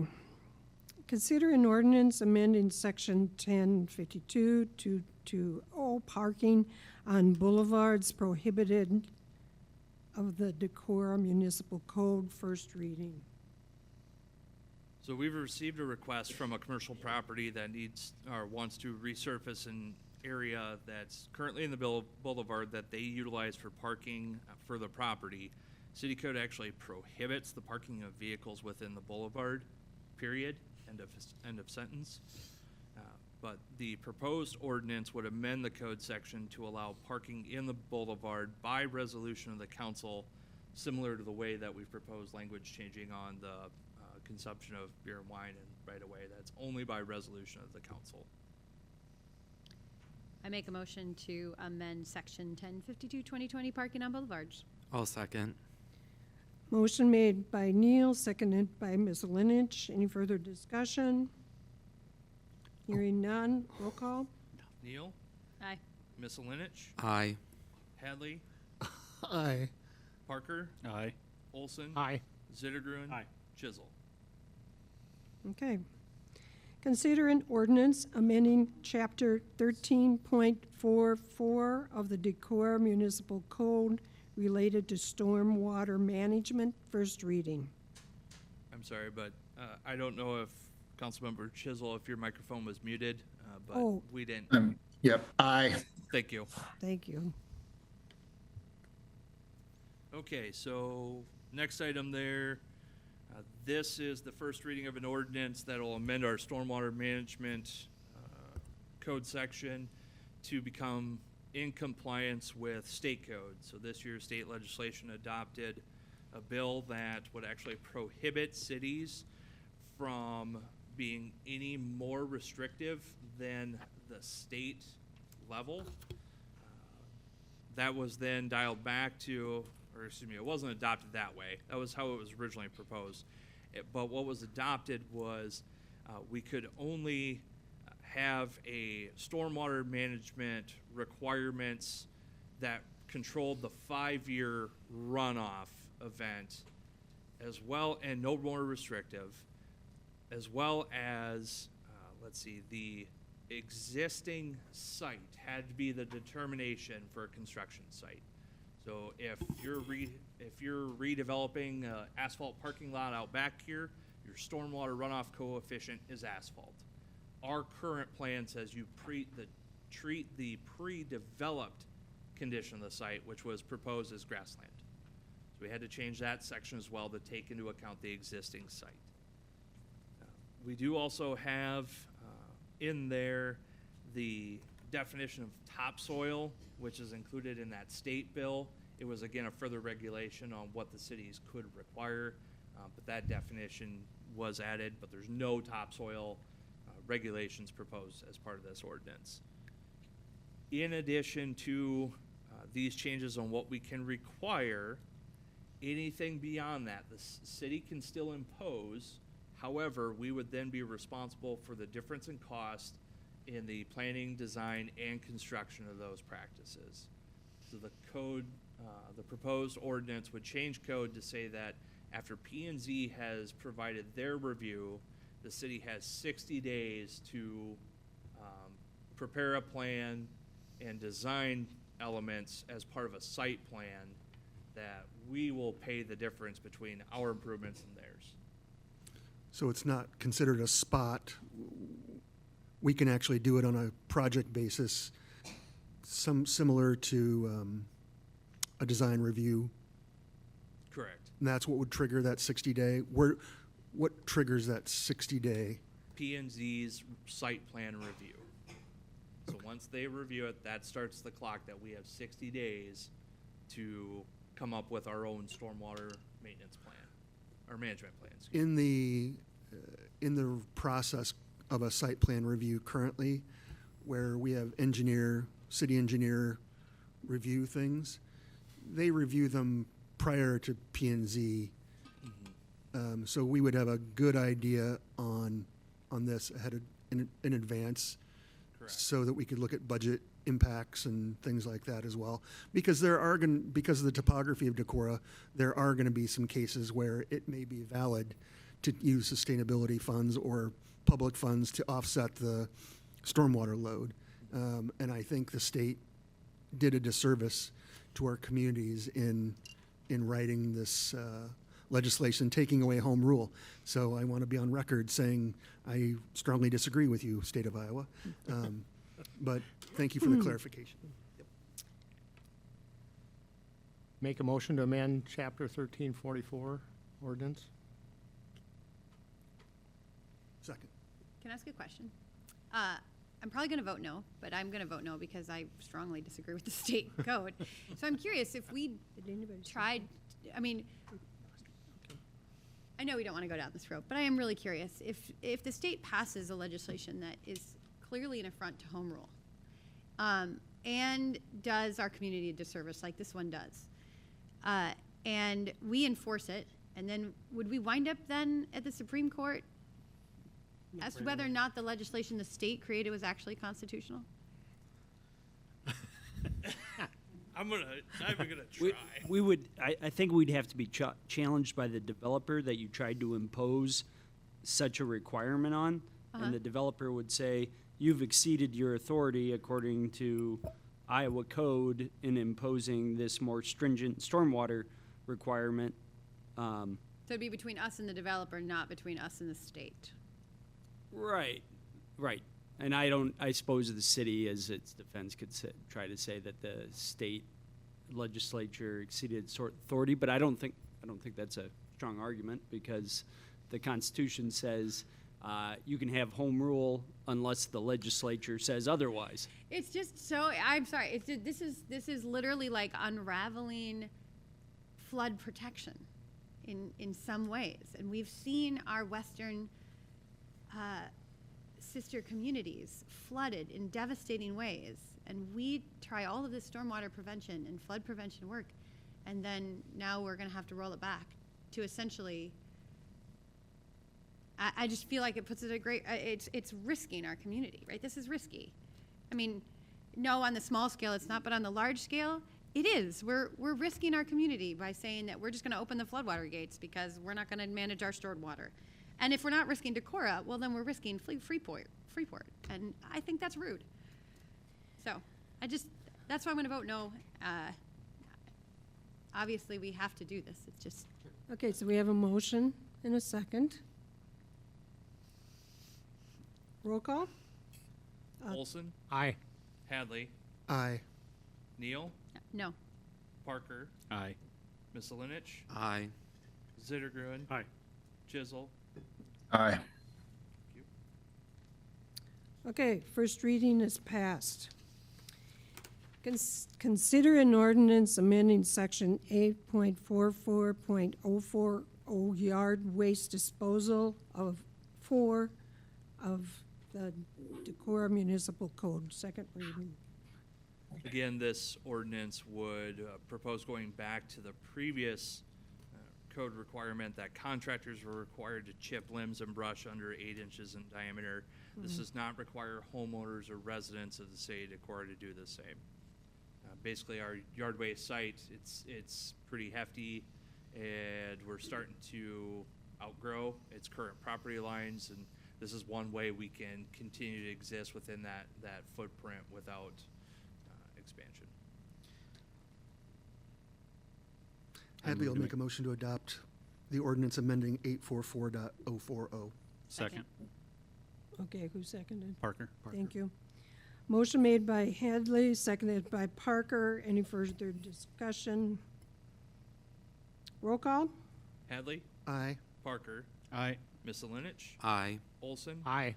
Zittergruen, Aye. Chisel, Aye. Neal. Aye. That's the second reading. Hadley will make a motion to waive and adopt. Second. Motion made by Hadley, seconded by Zittergruen to waive and adopt. Roll call? Hadley, Aye. Zittergruen, Aye. Misselinich, Aye. Olson, Aye. Chisel, Aye. Neal, Aye. Parker. Aye. Okay, passed. Consider an ordinance amending chapter 17.84, R5, Planned Unit Development District of the Decorah Municipal Code, second reading. Okay, so this again amends the city's existing R5 PUD district. PUDs are meant to provide greater flexibility than the conventional single lot method that many other sections, all the other sections of our zoning code have. Changes would include reducing the minimum acres from 5 down to 2 acres per site. We would change the format of submission from triplicate to a form determined by zoning administrator, which is likely one hard size and a digital. Also, changing the process required for modifications to the plan by removing the public hearing requirement for modifications less than 10% increase in density or change in use. But public public hearings could still be held. Also, in addition, the allowance of commercial use has been added. Staff has drafted 3 criteria for limiting commercial use. 1, the building shall not be located closer than 150 feet from the closest point of an adjacent residential zoning district, measured in a straight line. 2, the combined commercial units may not exceed 10% of the total units of the development, and must be identified on the site plan. And 3, all potential uses of commercial units must be submitted as part of the development plan, and only those will be considered permitted uses for the development. Again, they would state a grocery store, not Fairway. They would state a restaurant, not Happy Joe's or whatever.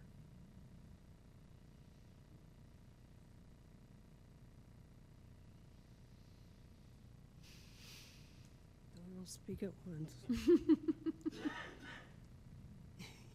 Make a motion to amend the ordinance chapter 17.84. Second. Motion made by Olson, seconded by Neal. Further discussion? Hearing none. Could you clarify your motion? Did you say you're going to amend it? Yes, Okay. Just want to make sure. Sorry about that. no problem. Oh, I thought you wanted to amend it as written. I didn't. Okay. I get it now. Good. All right. Roll call? Olson, Aye. Neal, aye. Zittergruen, Aye. Chisel, Aye. Hadley, Aye. Parker, Aye. Miscelinich. Aye. There was a time when I first started that I swore I was going to do this one time, and this is what I'm going to do right in the middle. It's like, get up from my chair. Oh. It's like, Sit we're on back TV. down What do you- and continue. Okay, consider an ordinance amending Chapter 5.26, Special Events of the Decorah Municipal Code, second reading. All right, so again, chapter 526, special events, proposed ordinance. There was a work session March 25th that we talked about this. Couple things incorporated there. 30-day requirement for application, unless, right now it's currently not specified. This actually might be an item to point out if adopted in code. 30 days means the council would have an application. I'm thinking of the Water Street closure policy and the point that we can adopt a resolution twice a month. So in the event that something does come up, it could be amended prior to the time of an event. So just throwing that out there. Special event permit applications do have an established process by code, and so that takes us significant time for review. That's the reason for that 30-day insertion. Draft removes the requirement of a detailed map of the event submitted to the city clerk after approval. That hasn't been the practice. The rates that are currently established are set in code. The ordinance would reflect established by resolution of the council. That's a transition we've been making where anything that can have a fee set by resolution as opposed to code, we change that. This, again, allows easier updates to the council as opposed to go through in code adoption. In addition to the chief of police having the ability to revoke a special event permit, a proposed change includes adding the city manager, which would then also in turn add city manager to the appeal process. And then the ordinance also includes the definition of food trucks and the creation of new code section 526.150 that allows food trucks in conjunction with a special event permit. I do have an item of possible discussion that for example, Impact Coffee's Trivia Night, which has applied for and paid for a series of special event permits. If they wish to amend these in the future to include food trucks, and this doesn't have to be discussed, but probably should at some point, so I know as staff, when they call and say, hey, we want to add food trucks, all the ones that have been approved from this point up until, I believe, October, I think are the dates listed in the application. Would that amount already paid be considered a credit towards an amended application once resolution establishes the new fee structure? So again, Doesn't necessarily have to be an item of discussion tonight, but something for council to think about. Personally, I think if we change our fee structure, anybody who has current permit shouldn't have to go back and pay more. And even if to amend it for a food truck. I mean, if that's, I just would assume start over next year. But they could have their food truck or. Well, and the reason I throw Impact Coffee, because I do believe they would like to see food trucks incorporated as part of theirs in the future, should this be adopted. Knowing that there's a resolution that very well might have either an increase in fees or an a la carte style, or even like here's the base fee of $20 and then a food truck fee of $30 if you want to have a food truck on, with your special event. When they go to amend their application, do I count all their payments made towards a future amended application? I would agree with you that all the ones that have been applied for and approved, we don't go back and change those fee structures. But anything moving forward once the new fee is established, how would I treat the existing approvals that they have out there? Right, but aren't they already approved through October? Yes, but if they want to come back and make an amended application after the new ordinance is adopted with a resolution saying the fees, they're going to have to pay I believe at a minimum, the difference. But if they are amending the code, my question of council is, do you want me, like if I host a special event permit application and I apply but I don't have the event, I don't get a refund. You understand what I'm saying? Mm-hmm. So if they want to come back and apply for a different application, it's the same event, it's a different application, do you want me to just count the credit for the existing? Yes. Yes. He's getting a lot of nods. Okay. Yeah, a lot of nods. Thank Mayor, I'd like to move the Okay. ordinance as amended. This is second reading. I'll second. Motion made by Zittigran, seconded by Ms. Olenich. Any further discussion? Roll call. Zittergruen? Aye. Ms. Linich? Aye. Chisel? Aye. Thank you. Hadley? Aye. Neal? Aye. Parker? Aye. And Olson? Aye. Motion carried. Consider an ordinance. Can I move to waive the third reading and adopt? I'll second. Thank you. You still can.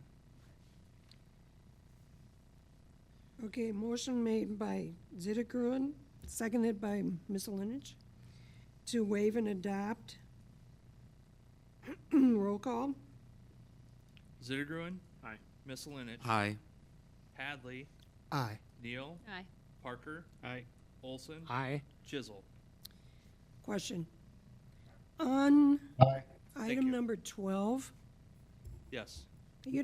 we did not waive and adopt the second one. Are we able to do that? Go back. That's because I got up and walked around the chair. Yeah, we're gonna blame that. I believe you can. Okay. I'd consider it like a motion to reconsider, have somebody that voted in the majority, which I think. Which was everybody. Was everybody. Right. Okay. If there is confusion, there's nothing pressing. Okay. And it can go on to the third reading at the next meeting. Yeah. If we Okay. don't want to Okay. Yep. monkey That's with not, it. that's Just not. gonna leave it? That's not- Okay. so- Yep.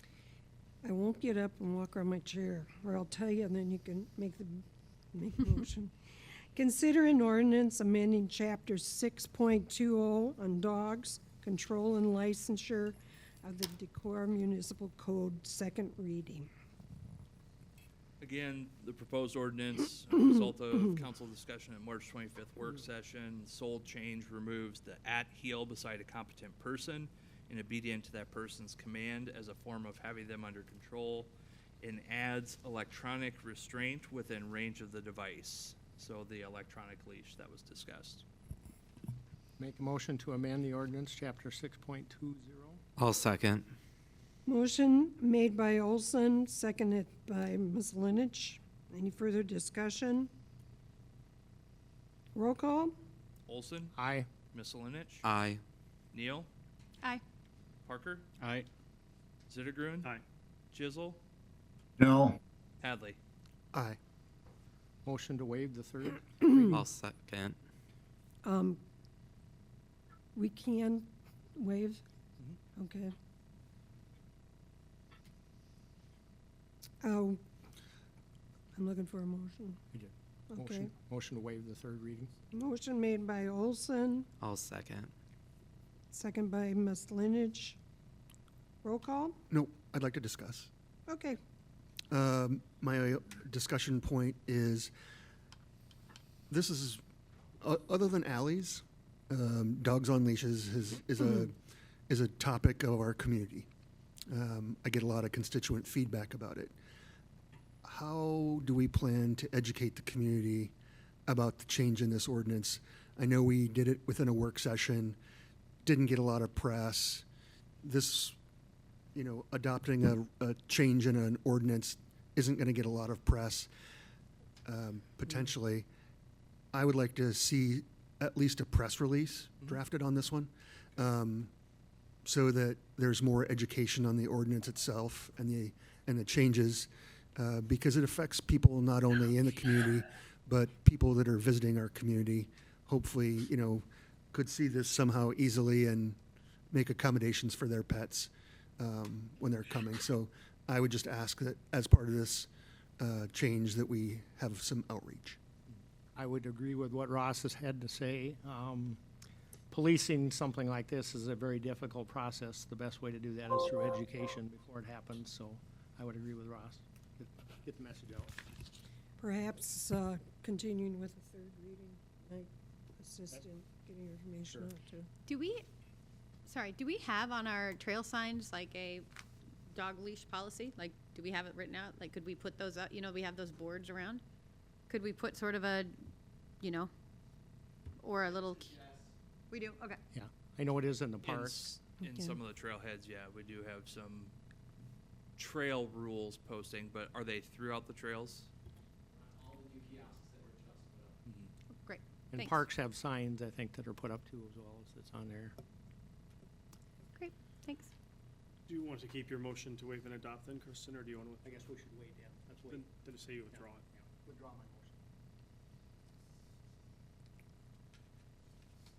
motion. Okay. Sorry. So we're not adopting and no press release yet? Wait, no, Well, we why have are a we?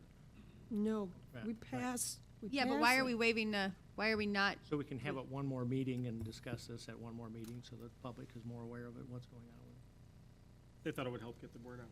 Oh, so I guess press release but not adopt. No, we can't really do a press release until we actually adopt. Okay. So there will be a third reading. Yes. Consider an ordinance amending Chapter 9.30 liquor and intoxication of the Decorah Municipal Code, second reading. Okay, I referenced this before in the parking in the boulevard. The change on this simply adds unless otherwise authorized by resolution of the council. This does not allow a free-for-all for the open carry of containers or public consumption of beer or wine. The thought of this was, so Impact Coffee has an established liquor license that, as you can tell from the consent agenda, we're still trying to work with ABD to get that program straightened out. But Nordic Fest with the beer garden up on Water Street, their service area doesn't necessarily define the entire area that's of the street closure that beer is allowed to be consumed on Water Street. Now, our code actually says that's not permissible. One of the reasons to do by resolution is resolution requires written. So the reason I had the resolution on the MEU stuff is because everything's spelled out and you council can cross out, add, whatever you want. This does the same. The resolution would identify the blocks that are, everything's in writing, what's allowed, time frame, area. And again, the whole intent was to focus mostly on Nordic Fest, but there are potential for, I don't know if Live on Winnebago wants to try something similar, but it gives flexibility to the council.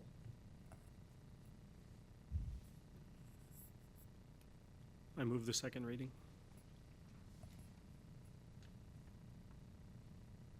Second. Motion made by Zittergren, seconded by Hadley. Hadley.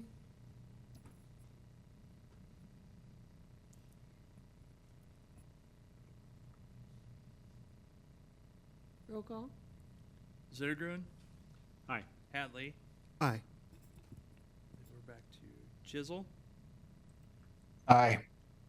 Neal, Aye. Parker, Aye. Misselinich, Aye. Olson. Aye. Hadley will move to waive and adopt this one. Second. Okay. Hadley makes a motion to waive and adopt, seconded by Neal. Roll call? Hadley, Aye. Neal, Aye. Parker, Aye. Misselinich, Aye. Olson, Aye. Zittergren, Aye. Chisel. Aye. Consider an ordinance amending Decorah sign ordinance and creating chapter 15.2 of the Decorah Municipal Code sign ordinance, second reading. All right, the proposed ordinance is a result of council's discussion, including previously considered ordinance at the March 25th work session. Primary change includes moving many provisions of the city sign ordinance out of Title 17 zoning and therefore would not be eligible for a variance. The definitions from the previously failed ordinance for digital and electronic signs are both included. Digital signs are still proposed as prohibited while allowing electronic signs with a numeric values not to exceed 50% of the face of the sign. That was the addition made with the first reading. Let's see. Electronic signs provisions are included in that proposed section 15.20.060. There's also a new section 15.20.065 that's drafted after the discussion of the work session on March 25th. That includes provisions of establishing wayfinding signs. An appeal process also needs to be established for individuals that feel a decision from the sign official is incorrect. That appeal is directed towards the Board of Adjustments. Okay. I would also recommend go ahead and approve the second reading, but don't waive the third and adopt. We've identified a change or two that we might recommend to council for alternative language by the next meeting. Okay.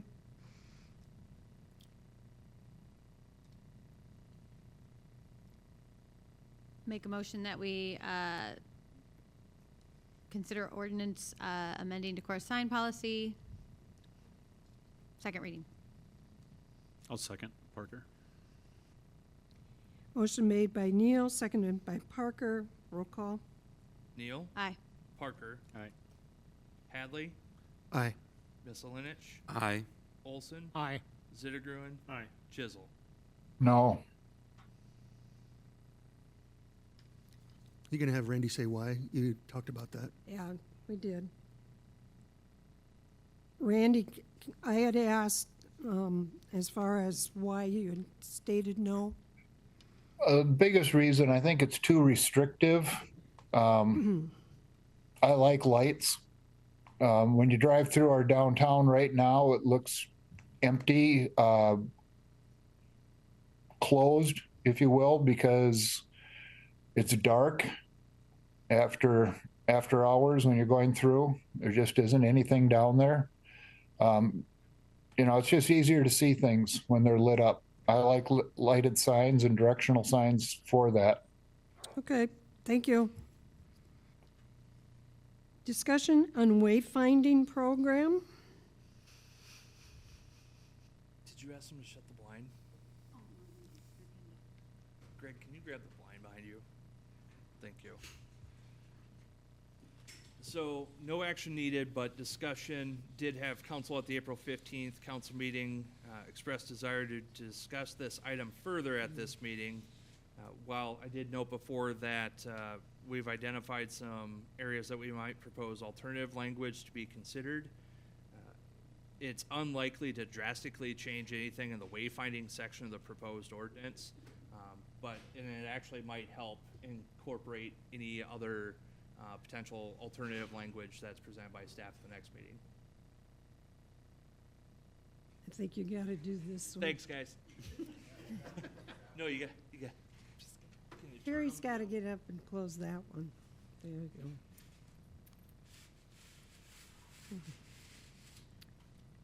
Thank you. Okay, Nailed it. Yep. okay. Discussion on Board of Park Commissioners. I had asked, I know there's been a lot of discussion. Mayor, in- I think he gave the background and then we got distracted by the Yeah. blinds, but For the we should do wayfinding. the items. I was confused. I'm like, are we gonna talk about I it? didn't think you were gonna do any. No, this is discussion on wayfinding, right? Correct. I know, Yes. but it says there's no action. Right, no action, but for the council to discuss so that Okay, we can I'm sorry. incorporate what wayfinding might look like for, because at Okay. the next reading, it might be a third reading of an Okay, ordinance. thank you.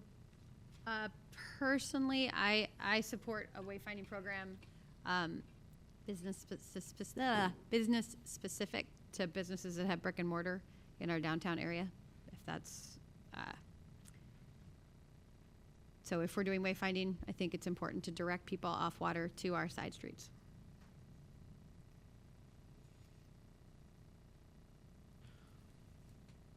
Yeah, I guess I think I've talked enough about this. I don't think my opinions have changed from prior meetings. I'm happy to go over them again, but I think that Decorah is not so big that we can't help people find their way to our great businesses that aren't on Water Street. And I think that would do a service to local businesses. I think it'd do a service even to people in Decorah to be reminded occasionally, you know, there's, oh yeah, the bowling alley, I can go out there for dinner, you know, like there's so I personally think that that's a good service that we can provide to help people find everything that our town has to offer. I agree. I think anything we can do to help these businesses prosper and do better, we're on the right page, so. I would agree with that sentiment as well. And I think I like some of John's, if I remember correctly, it was John's suggestions in the prior meeting, that there be a fee assessed, that they, you know, that the businesses benefiting would pay for the cost of their sign, and that, you know, there'd be requirements that they be open and, you know, things like that. So I thanks for already thinking through some of the issues. And I know this is a little irregular and out there, but I know there are communities that do something like this to help people wayfind a little bit to individual businesses. I'd like to see us do it too. And I think especially as we, as a community, and we'll continue talking about values here in a little bit, but I think that we as a community really value the walkability of our downtown, and that is one of the assets of our town, that, you know, there are things within 5 minutes, and in this case, 2 minutes or 1 minute, just a shade off of the main drag, and using wayfinding to a best continue to bring people, whether it's off of a side street or over the bridge to West Decorah, or to other assets that are just off of the main drag, or bringing people off the community. Supporting wayfinding is just a kind of a no-brainer for me. So thanks for their work. Okay, appreciate the input. Discussion on Board of Park Commissioners. Okay, so again, this is a discussion item, no action needed. At the April 15th council meeting, there was a lot of discussion about an elected park board of commissioners as opposed to the appointed board. It was asked that staff further explore the process of transitioning from an elected to an appointed board. The procedure for discontinuing an administrative agency is governed by Iowa code and would be the following. Council adopts a resolution proposing to discontinue the elected park board and sets a date for a public hearing. We publish said public hearing notice. That's a 420 notice. Public hearing is then conducted, and then not sooner than 30 days following the public hearing on the proposal, the council can consider an ordinance discontinuing the elected park board, and following passage of that ordinance, council can then consider an ordinance for an appointed park board. So a full example of a timeline is included in Dropbox as file 018B. And while this item's being discussed, there are two items that I would point out within that code section that if we are looking to update and clean up, or excuse me, alter city code, two things I would propose we update and clean up. Section 2.22.030, item C, reads that the Parks and Recreation Board shall make recommendation to the council with regard to the acquisition, sale, lease, or exchange of any property. And I did add emphasis to any. So you heard me read the resolution setting a public hearing for, or no, it was in the ordinance on the boulevard parking prohibited. So that property that needs a lease agreement with the city of Decorah to park 4 or 5 cars in the boulevard, our code says that the Board of Park Commissioners needs to first weigh in and provide recommendation to the council on any lease, real estate exchange, or sale. So if council, do we want to clean that to any park-related property, any land suitable for park, something probably more than just any land. The second section is something that has not been practiced for at least 10 years. I did talk with the chair about it earlier today. Section 2.22.030D reads that all general fund operating expenditures shall be reviewed and approved by the Parks and Recreation Board. This has not been the practice again in at least 10 years, if not longer. And so that, I would recommend we strike that as well. I want to make it clear that I asked John and Travis to look to see what the process would be. And I also want to make it clear, and I've stated to them that my intent would be that if we did pass this, the current board, the current Park and Rec Board would stay in place. They would automatically be appointed, you know, as a commission. It wouldn't be getting, and then they could complete their term. I have a suggestion, well, a thought. I just wonder, obviously, I mean, there's something to be said about elected officials, right? It's like one more opportunity for people to voice who they would like on different things. But I understand that there are some issues in terms of how the park board and the council are working and who's responsible for what. And ultimately, the council is responsible for a lot of things that the park board is also responsible for, or it's messy. I just wonder about what does it look like then for us to have a joint session with the park board. I mean, if I wasn't on council and I was just hearing that all of a sudden the city wanted to get rid of an elected board, I might get my feathers ruffled a little bit. I think there's a lot to be said about a conversation about why we might make this move, what efficiency it might have. Maybe we would get more people interested. It's really intimidating to run for an office. And so I do wonder if maybe we'd get more people interested in being on the park board if it was appointed. That's less intimidating, and that would be a great conversation with park board.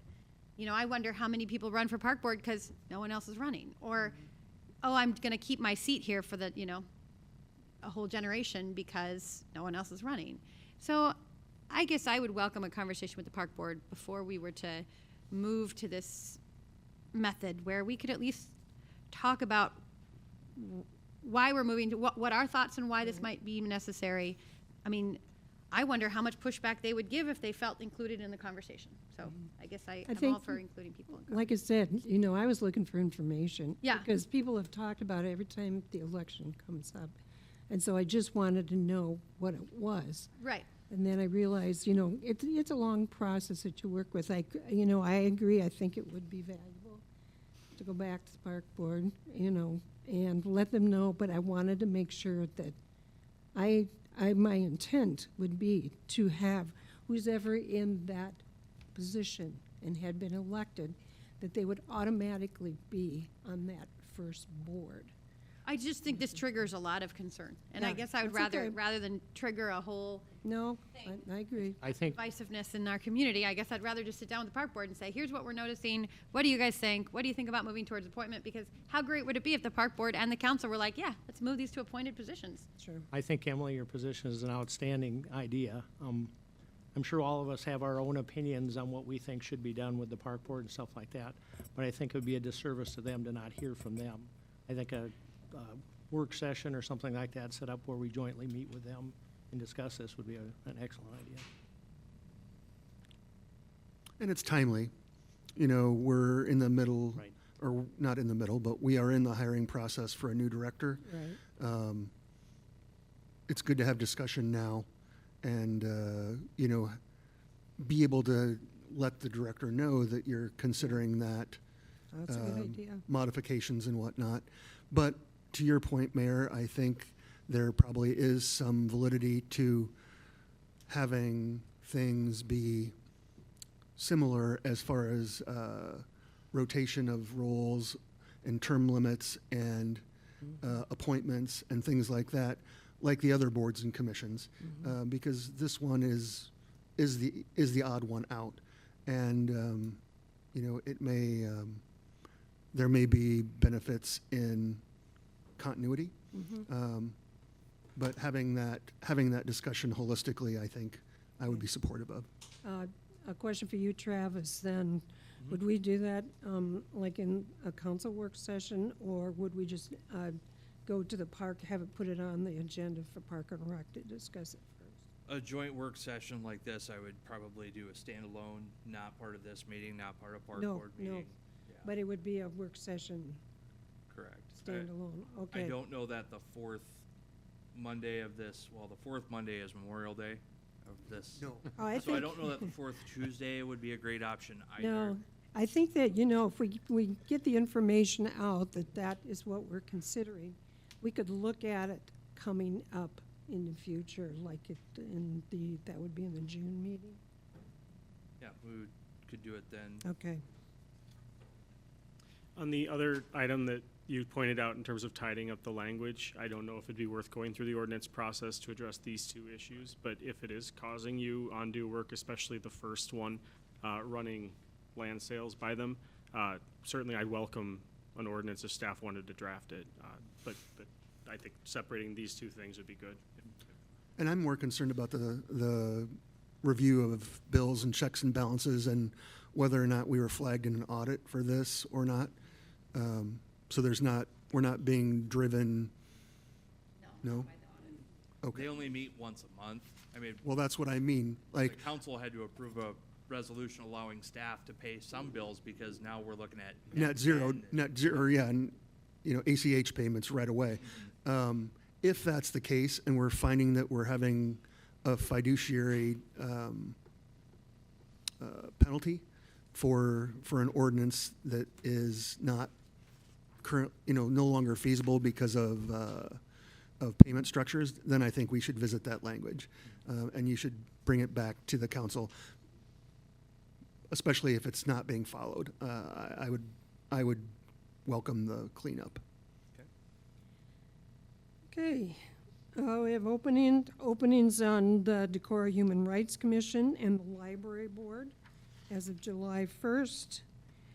City manager, department head, and council reports. Just real quickly, I'll point out, I know several people have inquired about the Annenson project. They were recently awarded, Rebound Partners was recently awarded a historic, sorry, my computer just shut off on me, and it's not, historic tax Grant. credits. Yep. Yeah. Yep. Historic tax credits in the amount of, I think it was 900,000 even.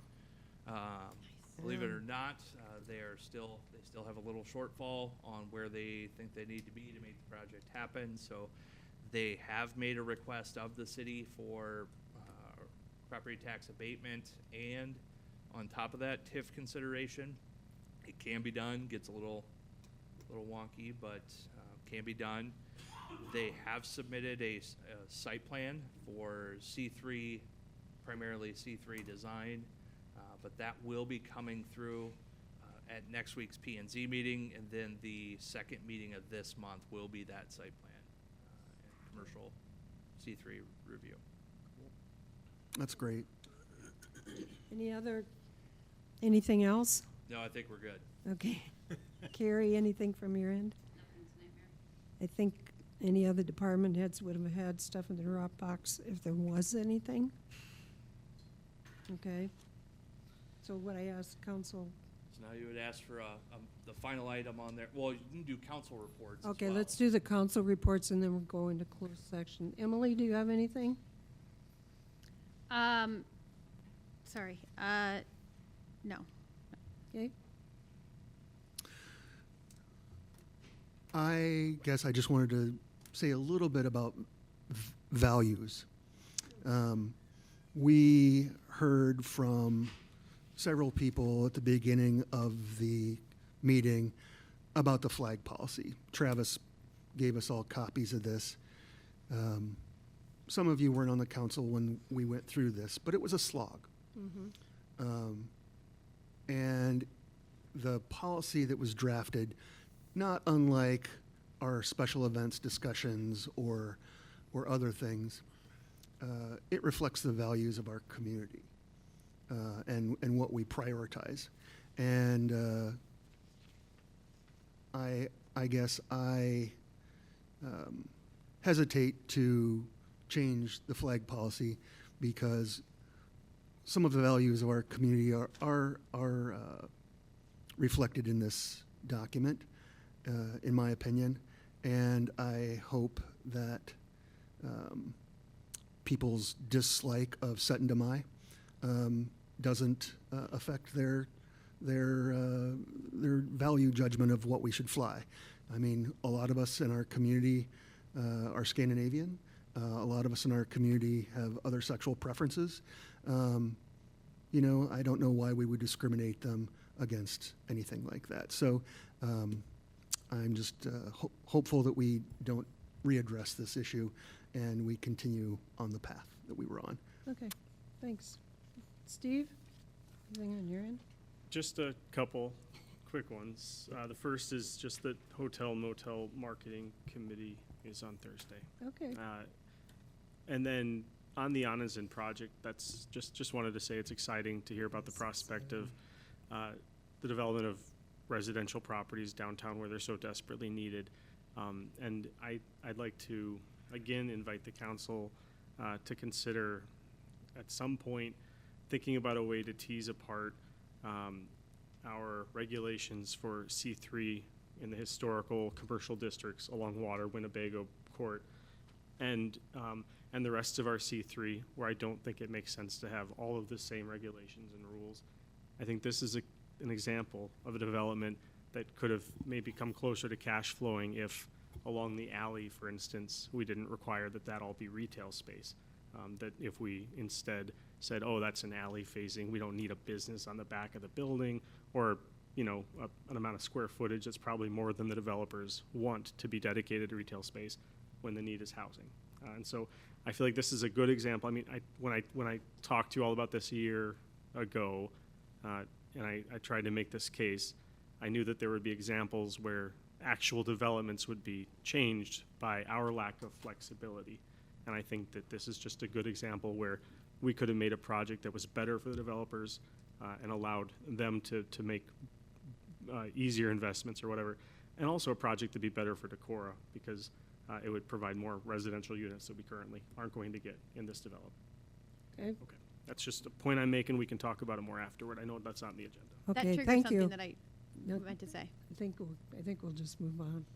Oh, no, because it's not about that. It just triggered in my mind something I meant to say during my Okay, comments, which I didn't say. okay. A constituent called me from downtown, hoping that we would add to our discussion. We had, a long time ago, discussed our parking issues and how we don't have a parking spot problem, but we have a parking management problem.